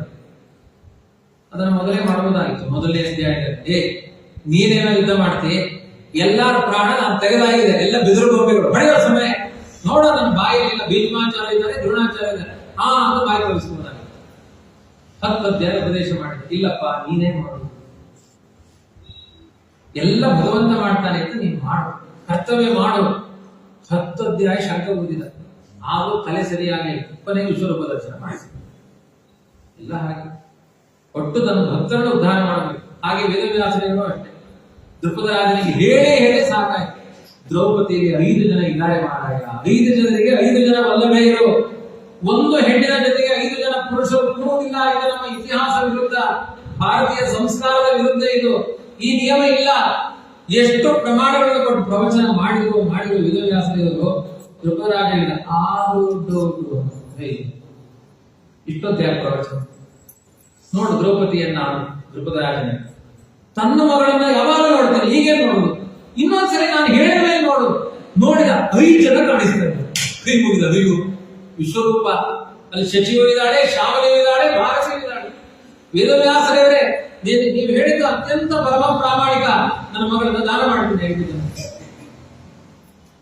ಆದರೆ ಎಂಥ ದೇವತೆಗಳಿಗೂ ಕೂಡ ಅಜ್ಞಾನ ಪರಿಹಾರ ಆಗುವುದು ಅಂದ್ರೆ ವಿಶ್ವರೂಪವನ್ನೇ ತೋರಿಸಿದರು. ಅವತ್ತಿನ ಕಾಲದಲ್ಲೇ ಹಾಗಿತ್ತು ಅಂದ್ರೆ ನಮ್ಮ ಕಾಲದಲ್ಲಿ ವಿಶ್ವರೂಪ ತೋರಿಸಲಿಲ್ಲ ಅಂದ್ರೆ ಏನೋ ಗೊತ್ತಾಗಲ್ಲ. ವಿಶ್ವರೂಪ ತೋರಿಸಲ್ಲ ದೇವರು, ನಮಗೇನೋ ಗೊತ್ತಾಗಿಲ್ಲ ಅಂತ. ಯಶೋರಿಗೂ ಅಷ್ಟೇ, ಎಷ್ಟು ದಿನ ಪ್ರತಿದಿನ ಬೆಣ್ಣೆ ತಿಂದಿ ಮೊಳೆ ತಿಂದಿ 3 ವರ್ಷ ಇದೇ ಗಲಾಟೆ. ಕೊನೆಗೆ ಒಂದಷ್ಟು ಬಾಯಿ ಮಣ್ಣು ಹಾಕೊಂಡಮ್ಮ, ಈಗ ನನ್ನ ಬಾಯಿ ನೋಡು. ವಿಶ್ವರೂಪ ದರ್ಶನ ಮಾಡಿಸಿದೆ. ಬ್ರಹ್ಮಾಂಡವನ್ನೇ ಹೊತ್ತುಕೊಂಡ ಈ ಕೃಷ್ಣ ಮಣ್ಣು ತಿಂದಿಲ್ಲ, ಬೆಣ್ಣೆ ತಿಂದಿಲ್ಲ. 3 ವರ್ಷ ಬೇಕಾಯ್ತು ಪಾಠ. ದೇವರು ನೀನು ಅರ್ಥ ಮಾಡಿಸಲಿಲ್ಲ, ಕೊನೆಗೆ ವಿಶ್ವರೂಪ ದರ್ಶನ ಮಾಡಿಸಿದಿ. ಅರ್ಜುನನಿಗೆ ಪ್ರೋತ್ಸಾಹದ ಮಾತುಗಳನ್ನು ಆಡಿದಿ. ನಿನ್ನ ಪಾದಕ್ಕೆ ಅವನ ತಲೆಯನ್ನಿಟ್ಟು ಯುದ್ಧ ರೂಪವನ್ನು ಧರ್ಮ ರೂಪದಲ್ಲಿ ಮಾಡಿದ ಅರ್ಜುನ. ಅವನ ಕೈ ಸತ್ಕರ್ಮ ಪ್ರಚೋದಕನಾಗಿ ನಿಂತವನು ನೀನು. ಇಷ್ಟು ಮಾತ್ರ ಅಲ್ಲ, ಯುದ್ಧ ಮಾಡ್ತೀನಿ ಅಂತ ಪ್ರತಿಜ್ಞೆ ಮಾಡಿದ. ಯುದ್ಧ ಮಾಡಲಿಕ್ಕೆ ಆಗ್ತಾ ಇತ್ತು. ಯಾಕೆ ಅಂದ್ರೆ ನನ್ನ ಹತ್ರ ಬಂದ ತಕ್ಷಣ ಅರ್ಜುನ, ಈ ಸ್ಕೂಲಲ್ಲಿ ಮೇಸ್ಟ್ರುಗಳು ಮಾಡ್ತಾರೆ, ಅವ್ರ ಮಗನೂ ಶಾಲೆಯಲ್ಲೇ ಇದ್ದಾರೆ. 3ನೇ ಕ್ಲಾಸಿನ ಎಲ್ಲಾ ಮಕ್ಕಳು ತಪ್ಪು ಉತ್ತರ ಬರೆದಿದ್ದಾರೆ. ಅದರಲ್ಲಿ ಮೇಷ್ಟ್ರ ಮಗನೂ ಇದ್ದಾನೆ. ನಿಯಮ ಮಾಡಿದ್ದಾರೆ, ಯಾರ್ಯಾರು ತಪ್ಪು ಮಾಡಿದ್ರೆ ಅವರಿಗೆಲ್ಲ 10 ಚಡಿಗೆ ಇಟ್ಟು ಮಗನು ಕೈ ಹಿಡಿದು. ಅವಾಗ ಮೇಷ್ಟ್ರು ದೊಣ್ಣೆ ಜೋರಾಗಿರ್ತದೆ, ಎಲ್ಲ ಹೊಡೆಯುದು. ನನ್ನ ಮಗ ಅಲ್ಲ, ಪಕ್ಕದವರಿಗೆ ಜೋರಾಗಿ ಹೊಡೆಯುದು. ಅರ್ಜುನ ಅದೇ ಕೆಲಸ ಮಾಡಿದ. ಭೀಷ್ಮಾಚಾರ್ಯ ಹೊಡಿ ಅಂತ ಧರ್ಮರಾಜ ಕೃಷ್ಣ ಪ್ರಚೋದನೆ ಮಾಡುದು. ನಮ್ಮ ಗುರುಗಳಲ್ಲ ಅಂತ ನಿಧಾನ ಮೃದುಯೋಧಿ ಯುದ್ಧ ಮಾಡ್ತಾ ಇದ್ದ. ಕೃಷ್ಣ ಹಿಡಿದ ಮೋಸ ಮಾಡ್ತಾ ಇದ್ದೀನಿ. ಯಾಕೆಂದ್ರೆ ನಾನು ಎಷ್ಟು ಭೀಷ್ಮರನ್ನ ಪ್ರೀತಿಸ್ತೇನೋ ಅಷ್ಟು ಪ್ರೀತಿ ನಿನ್ನ ಹೃದಯದಲ್ಲಿಲ್ಲ, ನಾಟಕ ಮಾಡಬೇಡ. ಯಾಕೆ? ಎಲ್ಲರೂ ದೇವರ ಮಕ್ಕಳು, ದೇವರಿಗಿರುವ ಆ ಪ್ರೀತಿ ಅರ್ಜುನನಿಗಿದೆಯಾ? ನಾನೇ ಹೊಡಿ ಅಂತ ಹೇಳ್ತಾ ಇದ್ದೀನಿ, ನೀನೇನು ಯಾಕೆ ಮಾಡ್ತಾ ಇದ್ದೀನಿ? ಹೊಡಿ ಸುಮ್ಮನೆ. ಅದಕ್ಕೆ ಅರ್ಜುನ ಹೇಳಿದ, ನಾನು ಸರಿಯಾಗಿ ಹೊಡಿತಾ ಇದ್ದೀನಿ, ನಿನಗೇ ಗೊತ್ತಿಲ್ಲ ಅಸ್ತ್ರವಿದ್ಯೆ. ಇಂಥ ಭಂಡರಿಗೆ ಉಪದೇಶ ಮಾಡಿ ಪ್ರಯೋಜನ ಇಲ್ಲ ಅಂತ ದೇವರು ರಥದಿಂದ ಹಾಯ್ದ. ನೀನ್ ಏನ್ ಬೇಕಾದ್ರೂ ಮಾಡ್ಕೋ, ಯುದ್ಧ ಎಲ್ಲ ಕ್ಲೋಸ್ ಮಾಡಿ ನಾನು ಮನೆಗೆ ಹೋಗ್ತೀನಿ. ಸಾರಥಿಯಾಗವನ್ನೇ ಮಹಾರಥಿಕನಾಗಿ ನಿಂತ. ಅದನ್ನ ಹೇಳ್ತಾರೆ ಭೀಷ್ಮಾಚಾರ್ಯರು, ಸ್ವನಿಯಮ ಅಪಹಾಯ ಮತ್ಪ್ರತಿಜ್ಞಾ ಕೃತಮಧಿಕರ್ತಂ ಅವಪ್ಲುತೋ ರಥಸ್ಥಃ ಧೃತ ರಥಚರಣೋ ಅಭ್ಯಯಾನ್ ಬಲಾಗ್ರೆ ಹರಿವ ಹಂತುಮಿಭಂ ಗತೋತ್ತರೀಯ. ಹಾರುವ ಫೋರ್ಸ್ ಅಲ್ಲಿ ಆ ಉತ್ತರೀಯ ರಥಕ್ಕೆ ಸಿಕ್ಕಾಕೊಂಡ್ಬಿಡ್ತಾನೆ. ಹೋಗಿ ಚೋಡ್ದು ಎಸೆದ ಉತ್ತರೀಯ. ಏನ್ ಫೋರ್ಸ್ ಅಲ್ಲ ದೇವರು. ಕೆಳಗೆ ಒಂದು ರಥದ ಚಕ್ರ ಇತ್ತು, ತಗೊಂಡ ತೆಗೆದು ಬಿಸಾಡಬೇಕು ಅಂತ ಹಿಡ್ಕೊಂಡ. ಅಷ್ಟರಲ್ಲಿ ಅರ್ಜುನನು ಅದೇ ಫೋರ್ಸ್ ಅಲ್ಲಿ ಒಂದು ಕಾರ್ ಹಿಡ್ಕೊಂಡು, ದಮ್ಮಯ್ಯ ನೀನು ಹೊಡೆಯಬೇಡ, ಯಾಕೆಂದ್ರೆ ನಾನು ನಿರಾಯುಧನಾಗಿ ನಿಂತೇನೆ ಅಂತ ಪ್ರತಿಜ್ಞೆ ಮಾಡಿದೆ, ಹೊಡೆಯಲ್ಲ ಪ್ರತಿಜ್ಞೆ ಮಾಡಿದೆ. ನಿಮ್ ಪ್ರತಿಜ್ಞೆ ಸುಳ್ಳಾಗಬಾರ್ದು, ನಾನಿಂದ ಕರೆಕ್ಟ್ ಆಗಿ ಮಾಡ್ತೇನೆ. ಆ ಕಡೆಯಿಂದ ಅವನೊಂದು ಟ್ರೀಟ್ಮೆಂಟ್, ಈ ಕಡೆಯಿಂದ ನನಗೊಂದು ವರ. ಏನು ಅಂದ್ರೆ ಈ ಭೀಷ್ಮ ಪ್ರತಿಜ್ಞೆ ಮಾಡಿದ ಕೃಷ್ಣನ ಕೈ ಚಕ್ರ ಹಿಡಿಸಿಯೇ ತೀರ್ತೀನಿ. ನನ್ನ ಪ್ರತಿಜ್ಞೆಯನ್ನು ಸತ್ಯ ಮಾಡಲಿಕ್ಕೆ ಇಷ್ಟು ಯಾಕಿಂಗ್ ಮಾಡಿದೆ ಕೃಷ್ಣ? ನಿನಗೆ ಯಾವ ಇರಾದೆಯೂ ಇರಲಿಲ್ಲ. ಅಷ್ಟೊಂದು ಸಿಟ್ಟು ನಿನಗೆ ಹಾಕಿ, ನಿನಗ್ಯಾಕೆ ಕೋಪ, ನಿನಗ್ಯಾಕೆ ಉದ್ವೇಗ? ನೀನು ಕಮಾಲನಿಲ್ಲ, ಮಧುರವಾದ ಶರೀರಗಳು, ನಿನಗೆ ಉದ್ವೇಗ ಬೇಕಾಗಿರಲಿಲ್ಲ. ಈ ಭೀಷ್ಮನ ಪ್ರತಿಜ್ಞೆಯನ್ನು ಸತ್ಯ ಮಾಡಬೇಕು ಅನ್ನುವ ಕಾರಣದಿಂದ ಚಕ್ರಧಾರಿಯಾಗಿ ಬಂದಿ. ಎಂಥ ಕರುಣೆ! ಹೇಗೆ ಬಂದಿ ನೀನು? ನನಗೆ ಅದೇ ಇದೆ, ನನ್ನ ಸಾಯುವ ಕಾಲಕ್ಕೆ ಆ ರೂಪ ತೋರಿಸಿ ನನ್ನ ಪ್ರಾಣ ಹೋಗುವ ಹಾಗೆ ಮಾಡಿ ಅಂತ ಕೇಳ್ತಾರೆ ಭೀಷ್ಮಾಚಾರ್ಯ. ಶಿತ ವಿಶಿಕ ಹತಃ ವಿಶೀರ್ಣ ದಂಸಃ ಶತಜ ಪರಿಪ್ಲುತ ಆತತಾಯಿನೋನೆ ಪ್ರಸಭಂ ಅಭಿಸಸಾರ ಮತ್ವದಾರ್ಥಂ ಸ ಭವತು ಮೇ ಭಗವಾನ್ ಉದಯ ಮುಕುಂದ. ಭೀಷ್ಮನ ಜೀವನದಲ್ಲಿ ಯಾವ ಪ್ರತಿಜ್ಞೆಯೂ ಸುಳ್ಳಾಗಿಲ್ಲ. ಇದೊಂದು ಸುಳ್ಳಾಗ್ತಿತ್ತು. ಯಾಕೆಂದ್ರೆ ಇದು ದೇವರ ವಿರುದ್ಧ ಮಾಡಿದ ಪ್ರತಿಜ್ಞೆ. ದೇವರ ವಿರುದ್ಧ ಪ್ರತಿಜ್ಞೆ ಯಾರದ್ದು ಸತ್ಯ ಆಗಲ್ಲ. ಭೀಷ್ಮನ ಪ್ರತಿಜ್ಞೆ ಸುಳ್ಳಾಗಿ ಬಿಡ್ತಾ ಇತ್ತು. ಅದನ್ನ ನೀನು ಸತ್ಯ ಮಾಡಿದೆಯಲ್ಲ, ನಾನು ಕೊನೆಯ ತನಕ ಸತ್ಯ ಪ್ರತಿಜ್ಞನಾಗಿ ಉಳಿಯುವಂತೆ ಮಾಡಿದ ಆ ನಿನ್ನ ಚಕ್ರ ಹಿಡಿದ ರೂಪ ಏನಿದೆ ಅದು ನನ್ನ ಮರಣ ಕಾಲದಲ್ಲಿ ನೆನಪಿಗೆ ಬರಲಿ ಅಂತ ಕೇಳಿಕೊಳ್ತಾರೆ ಭೀಷ್ಮಾಚಾರ್ಯ. ಸಭವತುಮೇ ಭಗವಾನ್ ಉದಯ ಮುಕುಂದ. ಆದ್ರಿಂದ ವಿಶೇಷವಾಗಿ ದೇವರದಿದೆಲ್ಲ ನೋಡಿದಾಗ ಏನನ್ಸುತ್ತೆ? ಉತ್ತರಿಯ ಹರ್ಕೊಂಡ, ಕವಚ ಹರ್ಕೊಂಡ, ರಕ್ತ ಸಿಕ್ತವಾಗಿತ್ತು, ಸಿಟ್ಟು ಮಾಡಿಕೊಂಡ, ಹೊಡೆಲಿಕ್ಕೆ ಹೋದ. ಇದೆಲ್ಲ ಏನಂದ್ರೆ ಆಚಾರ್ಯ ಹೇಳ್ತಾರೆ, ಅಸುರ ಮೋಹಯನ್ ದೇವ ಕ್ರೀಡೆಯೈವ ಸುರೇಶ್ವಪಿ. ದೇವತೆಗಳಿಗೆಲ್ಲ ಇದು ಆಟ, ತಾಯಿ ಮಕ್ಕಳ ಆಟ ತರ ದೇವತೆಗಳು ನೋಡ್ತಾರೆ. ಅಸುರರು ವಾಸ್ತವ ಅಂತ ತಿಳ್ಕೊಳ್ತಾರೆ. ನೋಡಿ ಎಷ್ಟು ಸಿಟ್ಟು ಬಂದಿದೆ, ನೋಡು ಅಮ್ಮನನ್ನು ಹೊಡಿತಾ ಇದ್ದಾಳೆ, ಆ ಮಗುವನ್ನ ಅಮ್ಮ ಹೊಡಿತಾ ಇದ್ದಾಳೆ, ಅದು ಆಟ. ಇದೆಲ್ಲ ಆಟ, ತಾಯಿ ಮಕ್ಕಳ ಆಟ. ದೇವತೆಗಳು ನೋಡ್ತಾರೆ. ದೈತ್ಯರು ಇದು ಯಥಾರ್ಥ ಅಂತ ಹೇಳ್ಕೊಂಡು ಅಂದಂತ ಬಸ್ಸಿಗೆ ಹೋಗ್ತಾರೆ. ಮನುಷ್ಯರು ಹೇಗೆ ನೋಡ್ತಾರೆ? ಮನುಷ್ಯರು ಕನ್ಫ್ಯೂಸನ್ ನೋಡ್ತಿರ್ತಾರೆ, ಏನು ಗೊತ್ತಾಗ್ತಾ ಇರಲ್ಲ. ಮನುಷ್ಯರೇ ನೋಡ್ತಾರೆ. ಮಾನುಷ ಮಧ್ಯಮ ಗಟ್ಟಿಯ, ಮನುಷ್ಯರು ತಟಸ್ಥರು, ನಮ್ಗೇನು ಅರ್ಥ ಆಗ್ತಾ ಇಲ್ಲ ಅಂತ ನೋಡ್ತಾರೆ. ಸುಮ್ಮನೆ ಗೊತ್ತಿರ್ತಾರೆ, ಏನೋ ಅರ್ಥ ಆಗ್ತಾ ಇಲ್ಲ. ಅದು ಆಟವ ಅಥವಾ ವಾಸ್ತವವ ಏನು ಗೊತ್ತಾಗಲ್ಲ ಬಿಡಿ. ನಾವ್ ಹೇಳೋದು ಹಾಗಿದ್ದಾನೆ, ಅದೇನೋ ಶಾಸ್ತ್ರ ಅಂದ್ರೆ ನಮ್ಗೇನು ಗೊತ್ತಾಗಲ್ಲಪ್ಪ, ಯಾರನ್ನಾದ್ರೂ ಕೇಳಿ. ಮನುಷ್ಯರು ತಟಸ್ಥರಾಗಿ ನೋಡ್ತಾರೆ, ದೈತ್ಯರು ಮೋಹದಿಂದಲೇ ನೋಡ್ತಾರೆ, ದೇವತೆಗಳು ಆಟದ ತರ ನೋಡ್ತಾರೆ. ಇದು ವಾಸ್ತವ ಏನು ಹೇಳಿ? ಆಟವೇ ವಾಸ್ತವ. ದೇವರಿಗೆ ದೇಹ ಛೇದ ಆಗುವುದು, ರಕ್ತ ಮೈಯಲ್ಲೆಲ್ಲ ಸುರಿತಾ ಇತ್ತು ಅಂತಿದೆ ಭಾಗವತದಲ್ಲಿ. ಶತಜ ಪರಿಪ್ಲುತ ಏನು, ರಕ್ತ ತೊಟ್ಟಿಕತಾ ಇತ್ತು ಮೈಯಲ್ಲಿ, ಹಾಗೆ ಹೊಡೆಯಲಿಕ್ಕೆ ಬಂದಿ. ಅದಕ್ಕೆ ವಾದಿರಾಜರು ವ್ಯಾಖ್ಯಾನ ಮಾಡ್ತಾರೆ, ಹೌದು ರಕ್ತ ಬರ್ತಿತ್ತು, ಅವನ ಮೈಯದ್ದಲ್ಲ, ಪಕ್ಕದ ರಥಿಕರ ದೇಹದಲ್ಲಿ ತಾಗಿದ ರಕ್ತ ಇಲ್ಲ ಕೃಷ್ಣನ ದೇಹಕ್ಕೆ ತಾಗಿ ಸ್ಪ್ರೇದ ಪಿಚಕಾರಿ ಹೊಡೆದು ಇಲ್ಲಿಂದ ಸೋರ್ತಾ ಇತ್ತು. ರಕ್ತ ಯಾರದು? ಅವನ ಸುರಿತಾ ಇದ್ದೇನೆ ಇಲ್ಲಿಂದ. ಯಾಕೆಂದ್ರೆ ಭೀಷ್ಮಾಚಾರ್ಯ ಹೊಡೆದ ಫೋರ್ಸಿಗೆ ಅಕ್ಕಪಕ್ಕದ ರಕ್ತ ಎಲ್ಲ ಕೃಷ್ಣನ ಮೈ ಮೇಲೆ ಬಿದ್ದಿತ್ತು. ಹಾಗೆ ಅವನ ದೇಹದ ರಕ್ತ ಇಂಥ ಭಗವಂತ.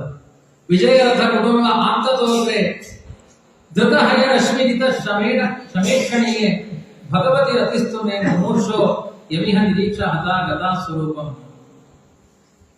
ವಿಶೇಷವಾಗಿ ಭಗವಂತ ರಥವನ್ನ ನಡೆಸಬೇಕಾದ್ರೆ ನಮಗೆಲ್ಲ ಏಕಾಗ್ರತೆ ಏನಿರುತ್ತೆ ಅಂದ್ರೆ, ಈಗ ಗಾಡಿ ಓಡಿಸ್ತಾ ಇದ್ದೀವಿ, ಒಳಗಡೆ ಕೂತು ಯಜಮಾನ ಹೇಳ್ತಾನೆ, ನೋಡಪ್ಪ ಬೆಂಗಳೂರಿಗೆ ಹೋಗ್ಬೇಕಾಗಿದೆ, 1 ಗಂಟೆ ಟೈಮ್ ಇದೆ ಪ್ರೋಗ್ರಾಮ್, ನಿಧಾನಕ್ಕೆ ಬೇಕು, ಮನೆಗೆ ಹೋಗ್ಬೇಕು, ನಿಧಾನಕ್ಕೆ ಬೇಕು. ಅವನು ಓಡಿಸ್ತಾನೆ, ಹುಚ್ಚಾಪಟ್ಟೆ ಗಾಡಿ ಓಡಿಸ್ತಾನೆ, ಯಜಮಾನಿಗೆ ಖುಷಿಯಾಗಿ. ಆ ಗಾಡಿಯ ಸ್ಥಿತಿಗತಿಗಳು ಏನು ಒಂದು ಗೊತ್ತಿಲ್ಲ ಅವನಿಗೆ, ಅದರ ಬಗ್ಗೆ ಗಮನ ಇಲ್ಲದೆ ಓಡಿಸ್ತಾನೆ. ಭೀಷ್ಮಾಚಾರ್ಯ ಹೇಳ್ತಾರೆ, ನಿನ್ನ ಹೊಣೆಗಾರಿಕೆ ಎಷ್ಟು ಅಂದ್ರೆ ಅರ್ಜುನನಿಗೆ ಹಿತ ಆಗಬೇಕು ಅಂತ ಎಷ್ಟಿತ್ತು, ಕಟ್ಟಿದ ಕುದುರೆಗಳಿಗೂ ಅಷ್ಟೇ ಹಿತ ಆಗಬೇಕು ಅನ್ನೋ ಆಲೋಚನೆಗೆ ರಥ ಓಡಿಸಿದಿ.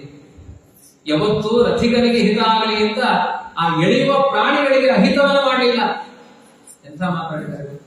ಮಹಾಭಾರತದ ಒಂದು ಪ್ರಸಂಗ ಇದೆ, ಅರ್ಜುನನಿಗೂ ಕರ್ಣನಿಗೂ ಭಯಂಕರ ಯುದ್ಧ ನಡೀತಾ ಇದೆ, ಭಯಂಕರ ಯುದ್ಧ.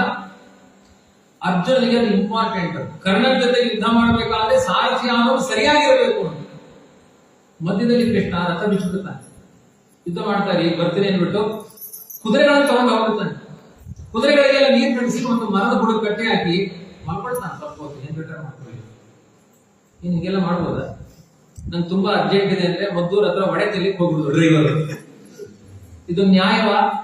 ಕೃಷ್ಣ ಮಾಡಿದಾನೆ, ಅರ್ಜುನ ಬೊಬ್ಬೆ ಹೊಡಿತಾ ಇದ್ದಾನೆ, ಕರ್ಣ ಎದುರುಗಡೆ ನಿಂತಿದ್ದಾನೆ ಸಾರಥಿ ಹಿಡ್ಕೊಂಡು, ಅವನ ಭಯಂಕರವಾದ ಬಾಣಗಳು ಬೆಳೀತಾ ಇದೆ.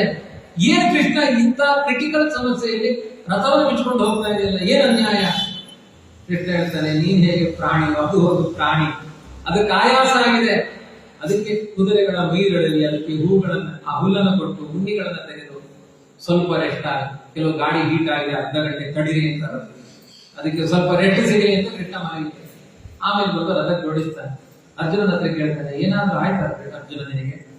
ಅಷ್ಟೊಂದು ಬಾಣ ಬಗಿತಾ ಇದ್ದಲ್ಲ ಕರ್ಣ, ಏನಾದ್ರೂ ಆಯ್ತಾ? ಅರ್ಜುನನ ಒಂದು ರೋಮವನ್ನು ಕೊಂಗ್ಲಿಕ್ಕಾಗಿತ್ತು. ಕರ್ಣ ಭಾವಿಸಿದ, ಸಾರಥಿ ಇಲ್ಲ, ರಥ ಇಲ್ಲ, ನಾನು ಗೆದ್ದೆ. ಕೃಷ್ಣನ ಅನುಗ್ರಹ ದೃಷ್ಟಿ ಇರ್ತದೆ. ಪ್ರಹ್ಲಾದರಾಜರು ಬರೀ ಗೋವಿಂದ ನಾರಾಯಣ ಅಂತ ಇದ್ರು, ಹಿರಣ್ಯಕಶ್ಯಪ ಬೆಟ್ಟದಿಂದ ತಳ್ಳಿದ, ಒಂದು ರೋಮ ನಾಶ ಮಾಡಿಕಾಗಿಲ್ಲ ರಾಘವೇಂದ್ರ ಸ್ವಾಮಿಗಳದ್ದು ಪ್ರಹ್ಲಾದರಾಜರು. ಅಂತಹದ್ದು ಅವರಿಗಿಂತ ಉತ್ತಮ ಯೋಗ್ಯತೆ ಅರ್ಜುನನಿಗೆ ಏನಾದ್ರೂ ಆಗುತ್ತ? ತನ್ನ ಭಕ್ತರನ್ನು ಅದನ್ನೇ ಹೇಳುವುದು ದಾಸರು, ನಂಬಿ ಕೆಟ್ಟವರಿಲ್ಲವೋ ರಂಗಯ್ಯನ, ದೇವರ ನಂಬಿಕೆಯಿಂದ ಹಾನಿ ಆಗಲ್ಲ. ಆದ್ರಿಂದ ಹಾನಿ ಯಾವುದು ಗೊತ್ತಾ? ಅವನ ನಂಬಿಕೆ ಇಲ್ಲ ಅನ್ನೋದೇ ಹಾನಿ. ಸಾಹಾನಿಸ್ತನ್ ಮಹಚ್ಛಿದ್ರಂ ಸಾಚಾಂಧ ಜಡಮುಖತ ಎನ್ಮುಹೂರ್ತಂ ಕ್ಷಣಂ ವಾಪಿ ವಾಸುದೇವನ ಚಿಂತೆತೆ. ನಮ್ಮ ಹೃದಯ ಆ ಬಗೆ ಓಪನ್ ಆಗಲ್ಲ ನೋಡಿ. ಎಲ್ಲೆಲ್ಲೋ ಆಡ್ತೇವೆ, ಗಂಡ ಬೈದ ಬುರ್ರ ಆಡ್ತಾರೆ ಹೆಣ್ಮಕ್ಳು, ಹೆಂಡತಿ ಬೈದ ಗಂಡ ಆಡ್ತಾರೆ, ಮಕ್ಕಳು ಆಡ್ತಾರೆ, ಸಾಂಸಾರಿಕ ದುಃಖಗಳಿಗೆ ಇರ್ತೇವೆ. ದೇವರಿಗಾಗಿ ಎಲ್ಲಿ ಕಣ್ಣೀರು ಹಾಕಿದ್ದೇವೆ? ಅಯ್ಯೋ, ಆ ಯಾರಿಗೆ ಆ ಹೃದಯವಂತಿಕೆ ದೇವರ ವಿಷಯದಲ್ಲಿ ಬರಲಿಲ್ಲ, ಅದು ನಿಜವಾದ ಹಾನಿ. ಅದೇ ತುಂಬಾ ದೊಡ್ಡ ದೋಷ ನಮ್ಮ ಜೀವನದಲ್ಲಿ. ಅಂತಹ ವೇದಾಂತ ತುಂಬಾ ಭಾವನಾತ್ಮಕವಾದ ಮಾತುಗಳು, ಭಕ್ತಿಯಿಂದ ಲಲಿತಗತಿ ವಿಲಾಸ ಬಲುಹಾಸ ಪರಿಣಯ ನಿರೀಕ್ಷಣ ಕಲ್ಪಿತೋರು ಮಾನಾಹ ಕೃತಮನ ಕೃತವತ್ಯ ಉನ್ಮದಾಂಧಾಹ ಪ್ರಕೃತಿ ಮಗುತ್ತಿರ ಎಸ್ಸೆ ಗೋಪವತ್ವ.